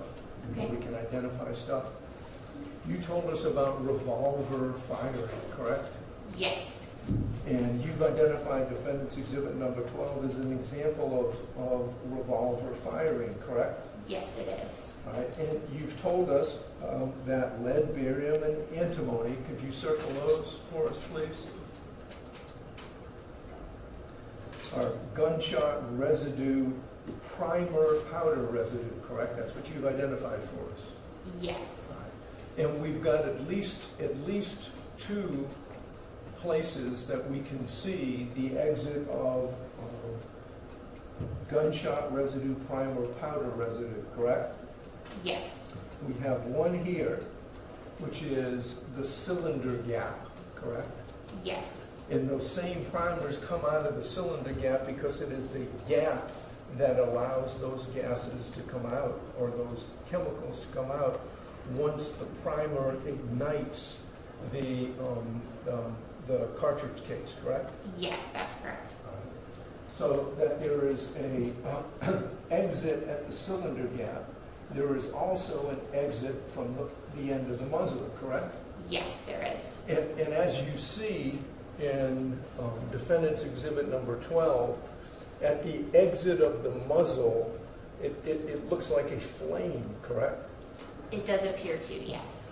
That's because when bullets exit the muzzle, they exit at a tremendous velocity, correct? Again, You don't know. I'm not familiar with all the mechanisms and workings of the firearm. Mine is specific to how the primer is expelled from the firearm. Okay, well, in order for it to expel from the muzzle, there has to be an explosion, correct? Yes, there has to be a strong enough force, and it typically occurs at a high heat to allow the primer to be expelled from the firearm in this plume that you see. Exactly. So there's not only the plume, and the plume that you see in Defendant's Exhibit number 12.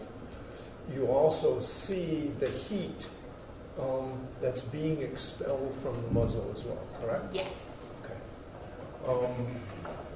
You can actually see in this little stop-action revolver firing, you can see the bullet being expelled, can't you? Yes, you can.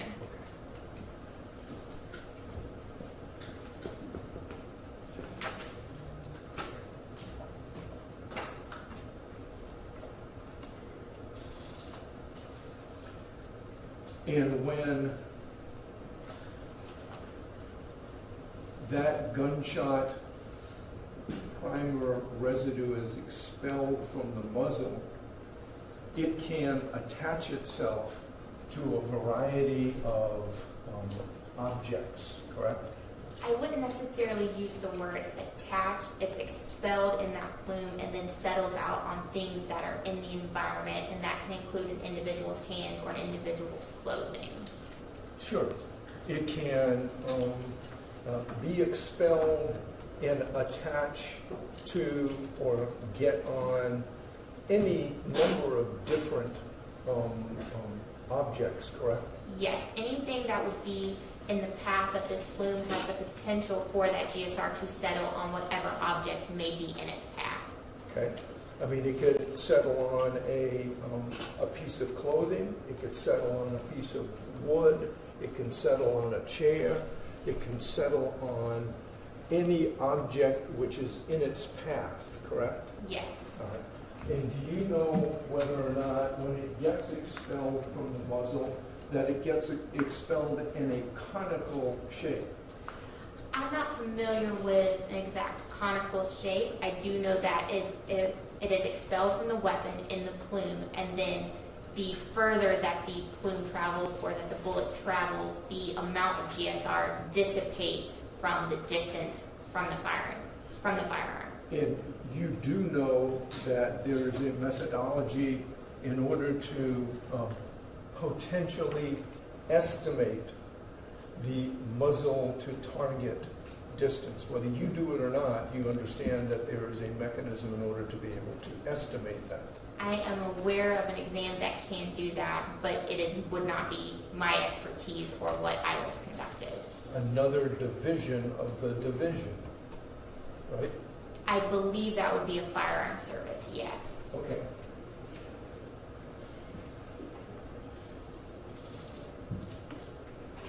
And would you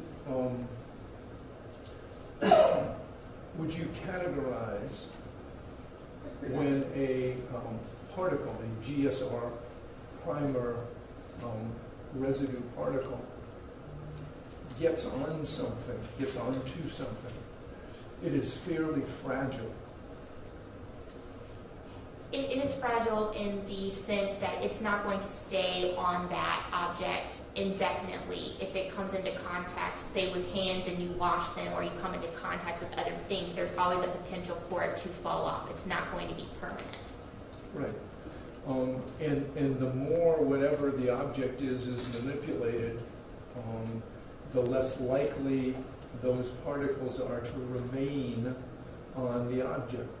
That could have an effect on the retention of GSR on an object if an object was manipulated a lot, where the GSR could potentially fall off.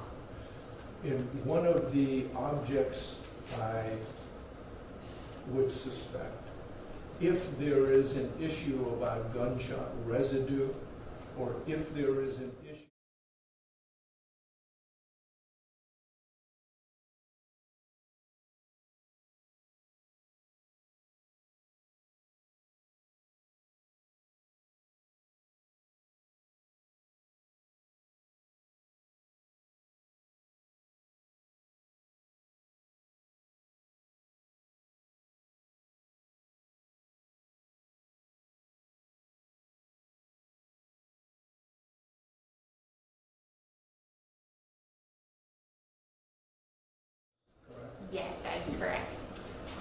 and those stubs can be used to attempt to collect the particles that you want to test for.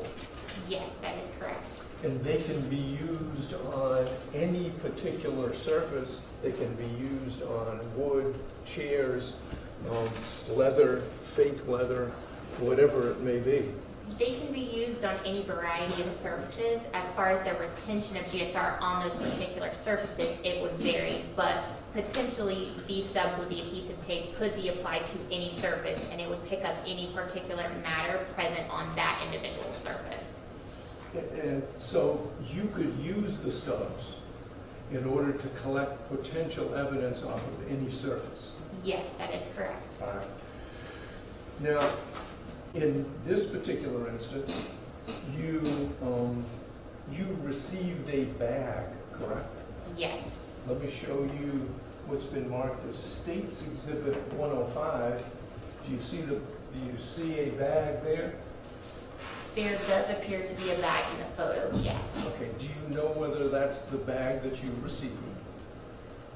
As far as that being the exact bag that I received, I would not be able to say because I did not collect it. However, the packaging indicates that it was the plastic bag the firearm was discovered in. Okay, so we know, at least to start with, that the firearm in this particular case was found inside a plastic bag, correct?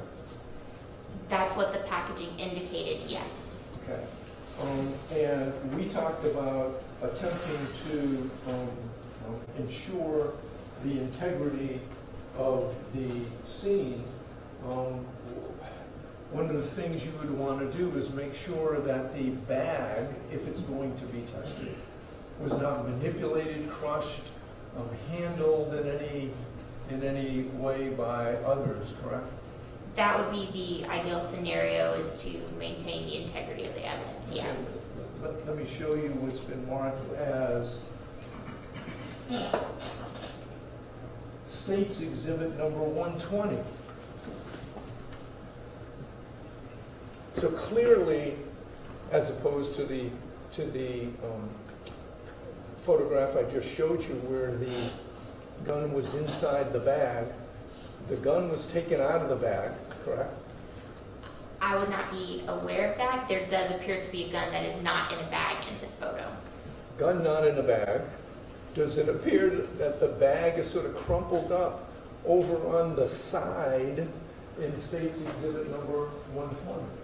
Again, there does appear to be a bag in the photo. If that bag is actually this bag, I would not be aware of.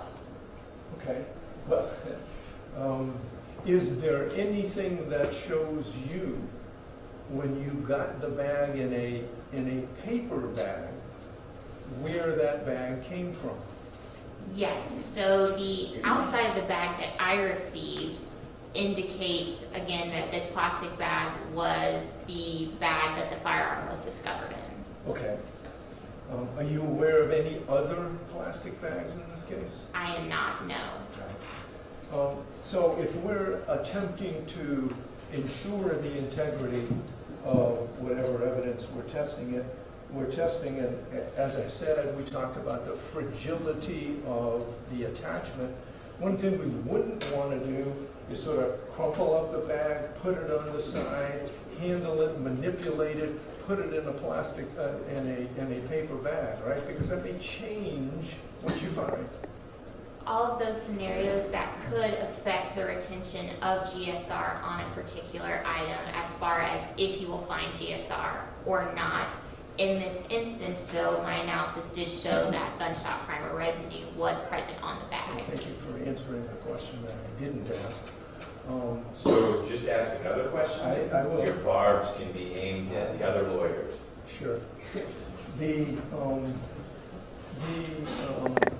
You've told us about the fact that you could use stubs to try to gather gunshot residue from other surfaces, and we talked about the other surfaces, correct? Yes, we did. Surfaces such as, and I'm showing you State's Exhibit number 101, which if it was a bullet defect, around a bullet defect, one could use those stubs to determine if there was gunshot residue there. You could potentially use the stubs, and that could be used to collect any particulate matter that is present around that particular defect. And if there is something that might be visible there, the particulate matter could leave a pattern, correct? Again, the pattern analysis would be not in my division. I'm specific to the presence of gunshot primer residue. Okay. But you understand, in order for testing to be done, that if there is a defect or if there are questions about whether or not there is gunshot residue on a surface, those stubs can be taken, correct? Yes, they can. Those stubs can be preserved, correct? Yes, they can. Whatever pattern may be there can be measured for further analysis, correct? There would not be a pattern on the stubs that I would be analyzing. I'm talking about the object. I believe there could be a potential for a pattern, but I would like to kind of expand on my answer if I could. You may. Okay. Yep. So in this instance specifically, if we were to sample for gunshot primer residue, there is an apparent bullet defect. This would not be something that we would typically sample for gunshot primer residue. Although we could, when we find gunshot primer residue on an object, the results can only be that the object was in the presence of a discharging firearm or came into contact with an item during GSR. So in an instance when you have a defect, there would not be any additional probative information that could be gained by testing for gunshot primer residue in that particular instance. As if you've already determined that there was gunshot residue there? You would expect to find gunshot primer residue around a defect with a bullet because you would expect for gunshot primer residue to travel with a bullet. Okay. And that would be something that you would expect to look for? That would be something that you would expect to be there, so Okay. we would typically not analyze it because it would not add any additional value. All right. And would it also be fair to say that if one put a sticker around a potential defect, that, for example, something with an adhesive on it, it would be able to pick up, for example, any gunshot residue that may be there? Any adhesive that would be applied to the surface could potentially collect anything that is present on the surface, and that would include gunshot primer residue. Okay.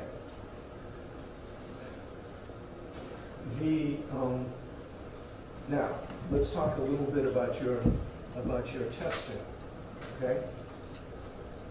Shall we? Here's the chronology that I understand occurred here. On 12/29 of 2016, there was a sealed package containing a plastic bag, correct? Yes. Do you know where that plastic bag had been prior to 12/29 of 2016? No, I have no prior knowledge to the evidence until it is actually received in the laboratory. Okay. And you also received on that same day, 12/29 of 2016, the holster, which you didn't test. Correct.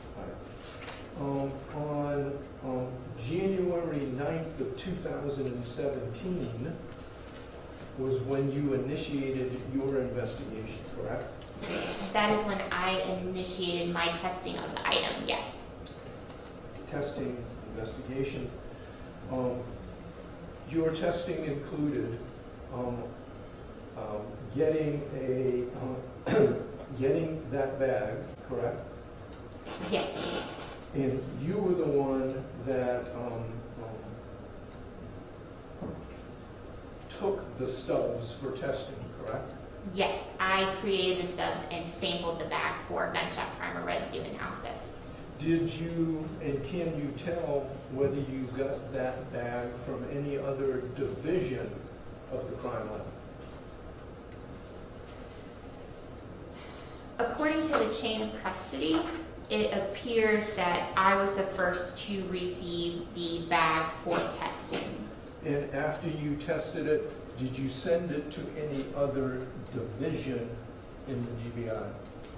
I sent it to our return locker, and then it was routed throughout the GBI. So whether it arrived at a different division, I'm not aware of, but it doesn't appear to based on the chain of custody. Okay. You received the Publix grocery bag, correct? Yes. And you described it when you received it that it had a few cuts and torn holes present, correct? Yes. And you used one stub to sample around the outside of, and it says in your notes, you wrote notes, correct? Yes, I did. Sample inside of hole, non-logo side. Correct. Okay. Well, there's more than one hole, correct? Yes.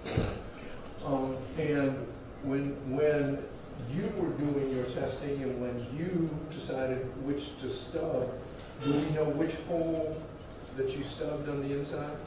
No. So my testing, I stubbed the holes both inside and outside, focusing on all of the defects present in the bag, not one particular defect. Okay, I'm just reading from your notes, and I'm going to get to the inside and outside. That's what we're going to do here. I understand one stub was used to sample the inside of the hole, correct? Yes, around the inside of the cut/torn holes present in the bag. Okay. Well, if there's more than one, which one are all of them? All of the defects were covered, so not one in particular. That one stub was used to focus on that area of the bag. One stub was used to sample the outside of the bag, correct? Yes. One stub was used to sample the inside of the bag as a control stub, correct? No, the control stub was exposed to the environment, so it did not touch the bag. Okay, all right.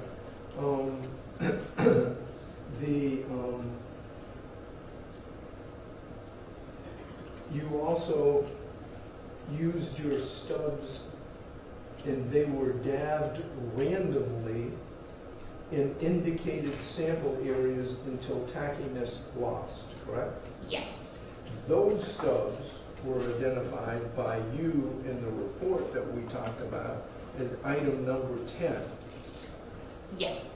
So your item number 10 were all the stubs, correct? Yes. And there were stubs from inside, right? Yes. And there were stubs from outside, correct? Yes. Okay. The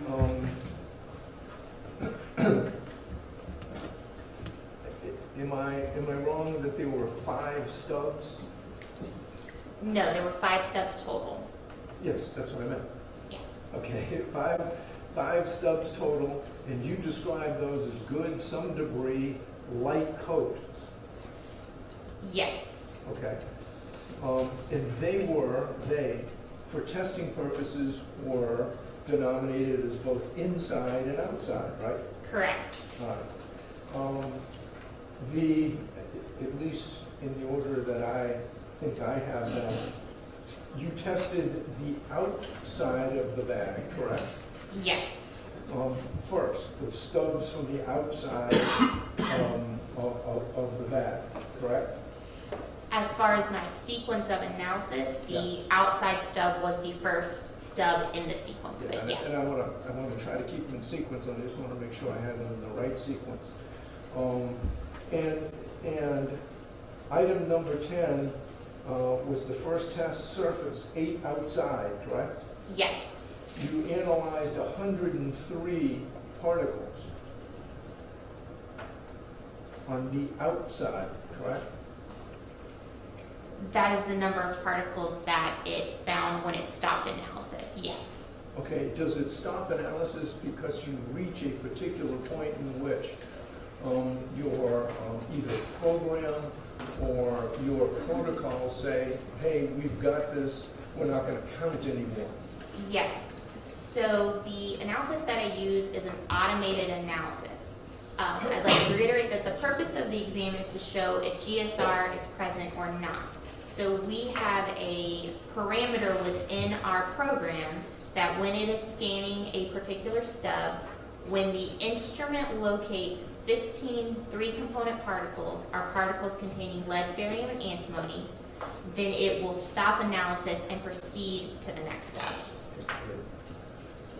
Stub analysis number 1 outside reached that 15 particle limit, correct? Yes, it did.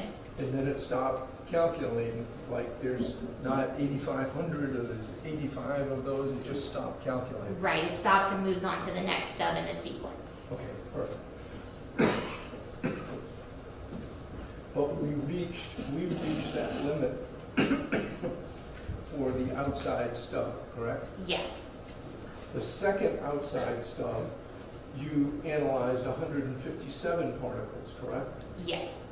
And that also stopped calculating when it reached 15, correct? Yes, it did. All right, so on both of the outside, we reached the maximum calculating point for the program that you used. Yes, that is correct. On the inside, you did one stub on the inside and analyzed 74 particles, correct? Yes. Although this one says 16, did the program just add 1 or plus 1? Sometimes when it will hit like a larger mass, it may continue in that field before it moves on. So it may have just hit a larger particle, and so it calculated that one before it moved on. Would you consider the inside stubs to contain a greater mass of particulate matter?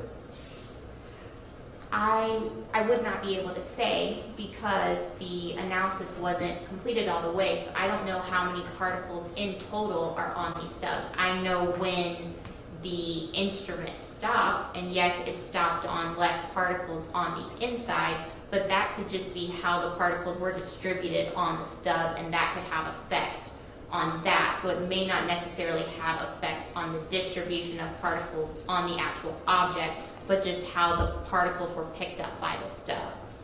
The second one on the inside, the next one on the inside, you analyzed, or the program analyzed 132 particles, correct? Yes, that's correct. And once again, it stopped at 15 because that's where the program stops. Yes, that's correct. So we've got an analysis on the inside and an analysis on the outside. On the outside, both of which indicated a distribution of GSR primer particles, correct? Yes, that is correct. Which we would expect if a revolver discharged inside that bag, like defendant's exhibit number 12, correct? Yes, if a gun was discharged from inside the plastic bag, one, you would expect for there to be defects, and you would expect to find GSR on all of the surfaces, yes. Okay. All of the surfaces, including those outside of the bag, correct? Yes.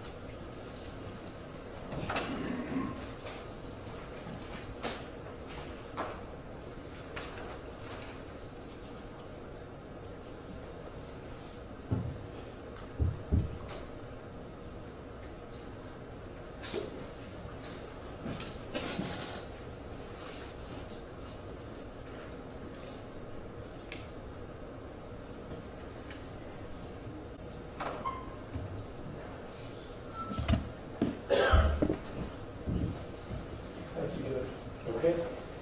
Any redirect? Just briefly.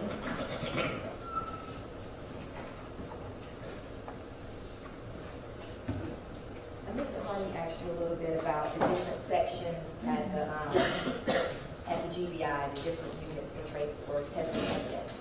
Yes. In this case, if DNA would have been requested to be tested on that bag, and then the GSR test was requested, is there a particular order that evidence is passed through the chain? There is a particular order. Typically, my division, trace evidence, would go first because we would want to collect that trace evidence before it was transferred to different divisions in the laboratory. There are certain circumstances if DNA was requested for contact DNA or something of that nature, where we may get a DNA scientist to come and tell us what areas to sample.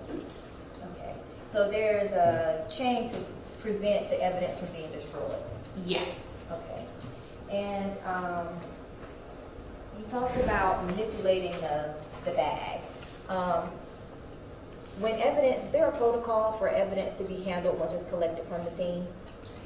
I'm not aware of any particular protocols from different agencies. I just know how we receive the evidence in the lab, and in this instance, it was received properly in a brown paper bag, properly sealed. But as far as what it took to get in that bag, I would not be aware of. Okay, and when you handle the evidence, do you wear gloves? Yes, I do. And handling this bag, wouldn't the amounts of GSR found on this bag, would that indicate that that came from a secondary source? The amount of GSR that I found would not be indicative of like a secondary transfer where the bag may have just come into a brief contact with the surface. It could have picked up a couple of particles. So I wouldn't say necessarily it came from a secondary source. The amount of GSR I found is more indicative of a primary source.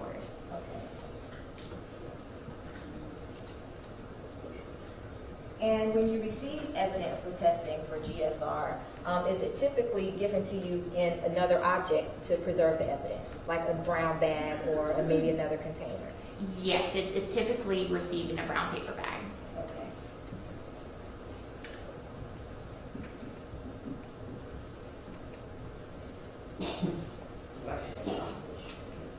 And he talked a little bit about the GSR particles attaching to objects.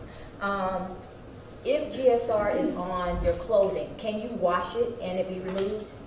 Yes, that is potential. There have been some indicators, though, that even though washing, some GSR may still remain on an object after washing. Okay. And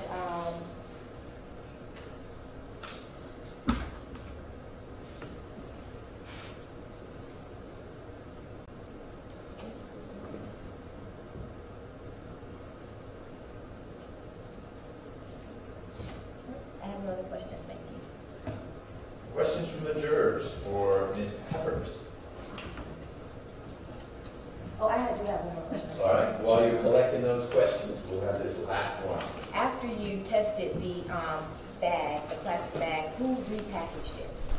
So after I did my analysis, I repackaged it before returning it to the agency or putting it in our bin to return. Will you put it back in the bag? Do you have another pair of gloves? I do. Please repack.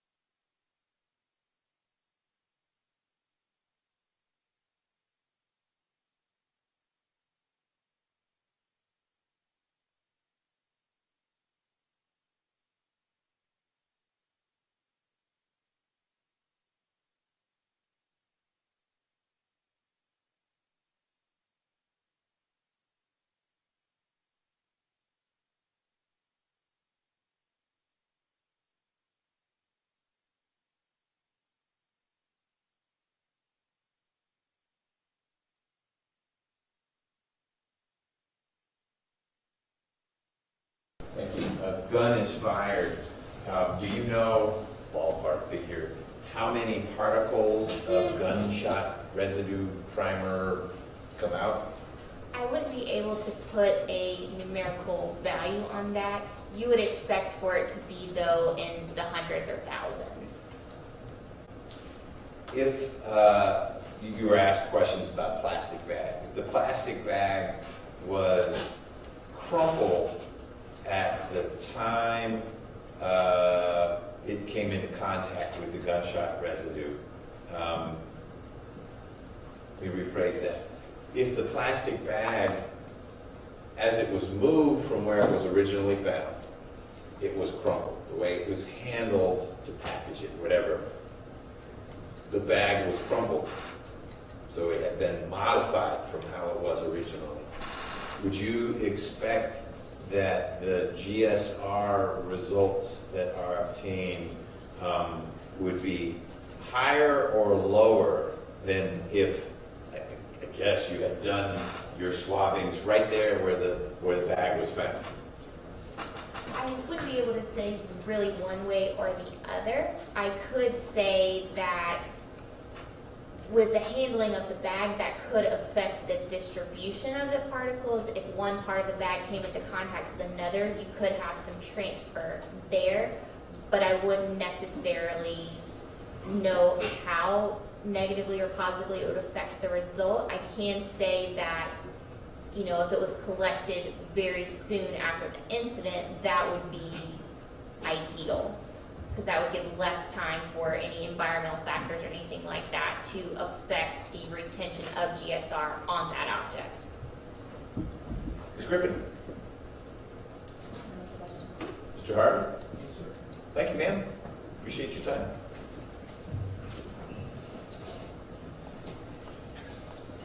So let's get started with our next witness. We won't get very far, but I'd like to get partway into it before we have to break for lunch rather than break it early, because I can't get back early. What time will we break, Judge? Shortly? Shortly. Okay. Within the state, we'll call Mr. Zachary Weitzel.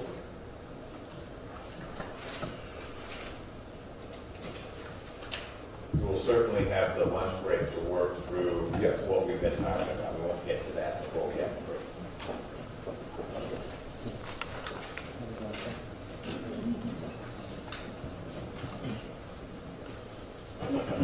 If you face me, raise your right hand.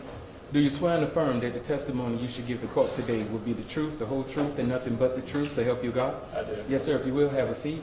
Get as close to the mic as you can. For the purposes of the court's record, please state and spell your name.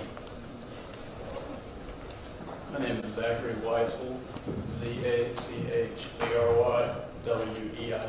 Mr. Weitzel, we're going to equip you, we're doing this to everyone now, it's not just you, with a body mic as well, to make it easier for everyone to hear. All right. Thanks.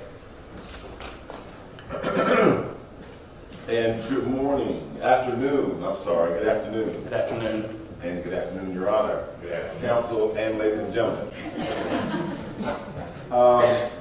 Can you please introduce yourself to the jurors and by restating your name and tell them how you are currently employed? My name is Zachary Weitzel, and I am the technical leader for the Firearm section of the Georgia Bureau of Investigation Division of Forensic Science. Okay. And can you tell the jurors how long have you been employed in that capacity? Since 2011. Well, as technical leader since November, with the Georgia Bureau of Investigation as a firearms examiner since 2011. Okay. Is that kind of a promotion for you? Yes, sir. Well, congratulations. Thank you.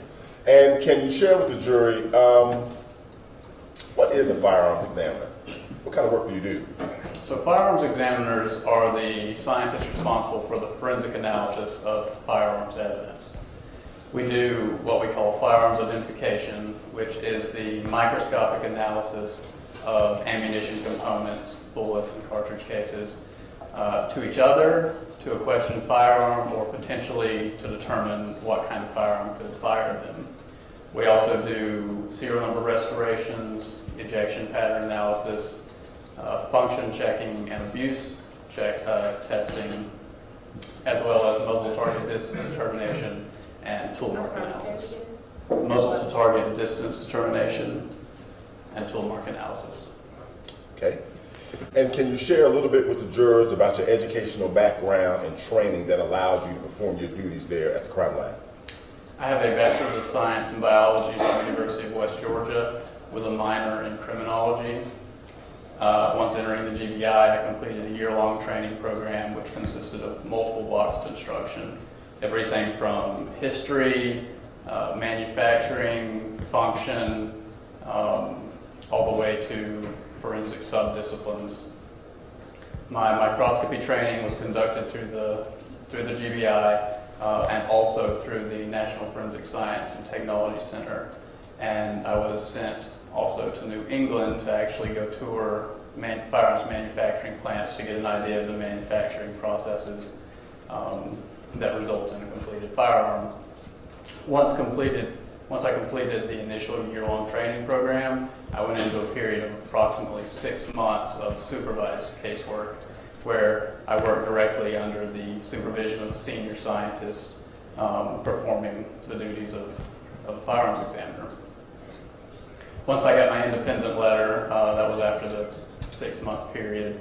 From then on, we do continuing training. It might be armorers courses, it may be forensic conferences, workshops, something of that nature. Okay.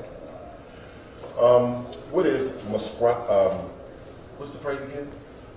When you're training the Microscopy. microscopy. Say it one more time for me. Microscopy. Microscopy. I'm gonna get that down tonight. Tell the jurors, what is that? So that's the process of the actual comparison that I do. I use a comparison microscope, which is essentially 2 compound microscopes connected by an optical bridge.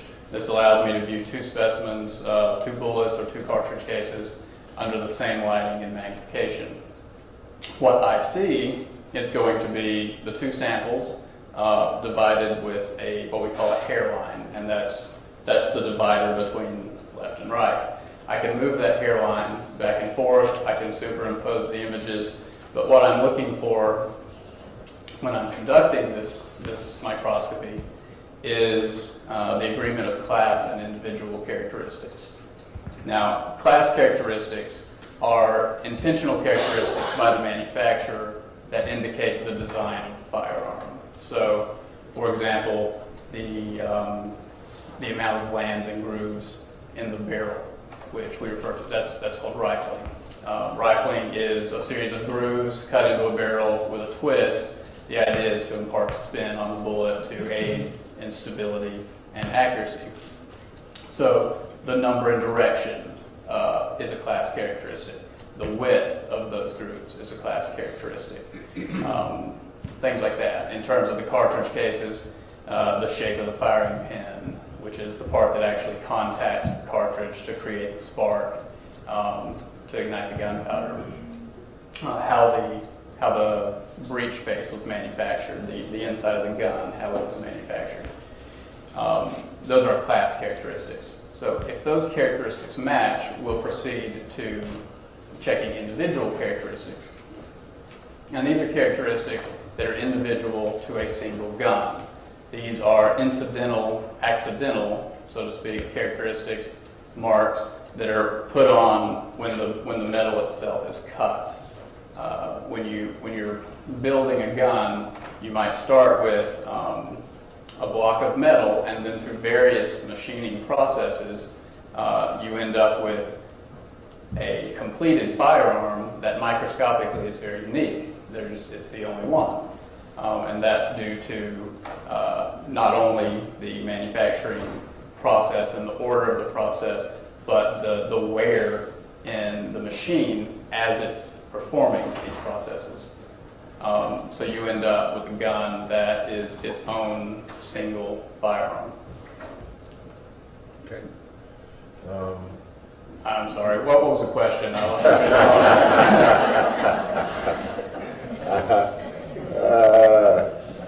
Microscopy.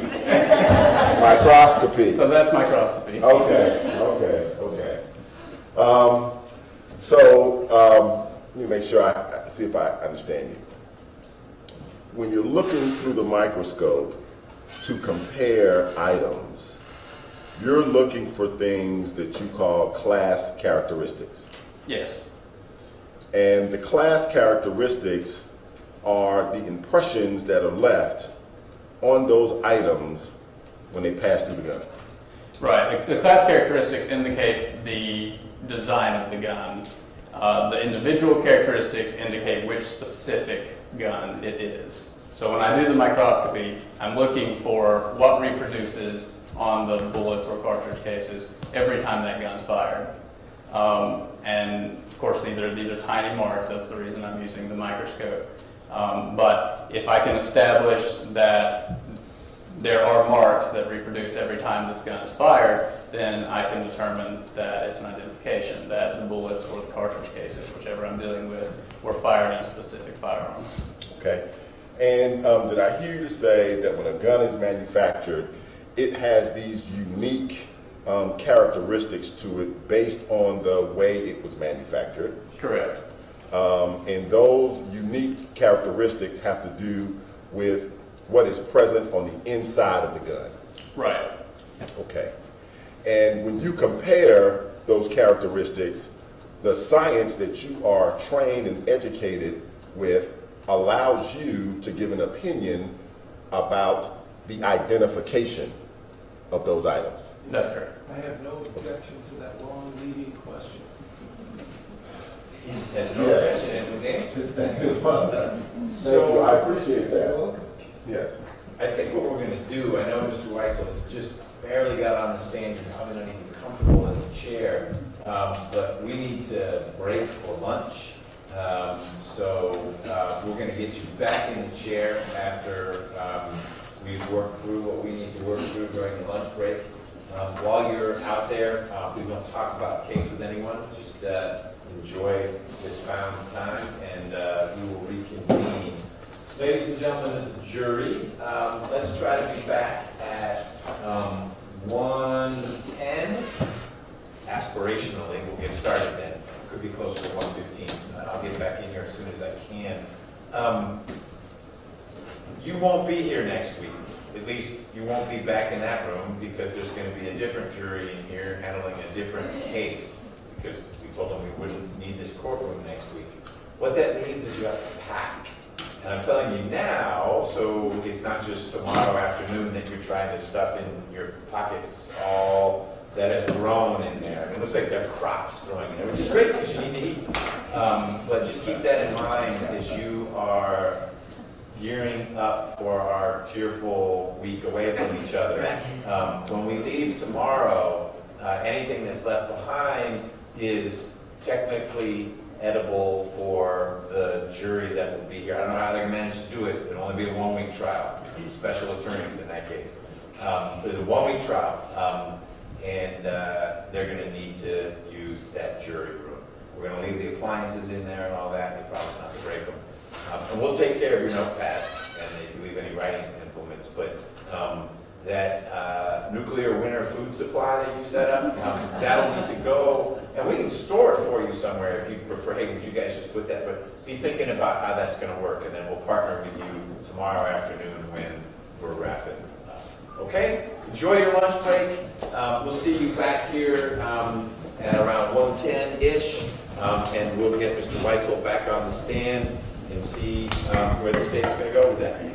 All rise for the jurors.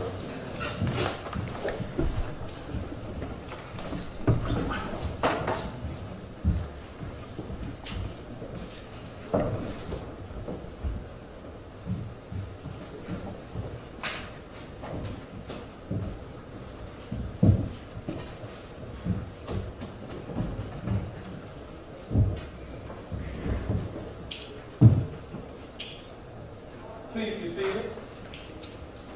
So I'm going to dash over to Commissioner Morris's office for a meeting that I have to have, and I'll dash back to be here as close in time to 1:10, so we can talk a little bit about what we needed to discuss concerning how testimony might go.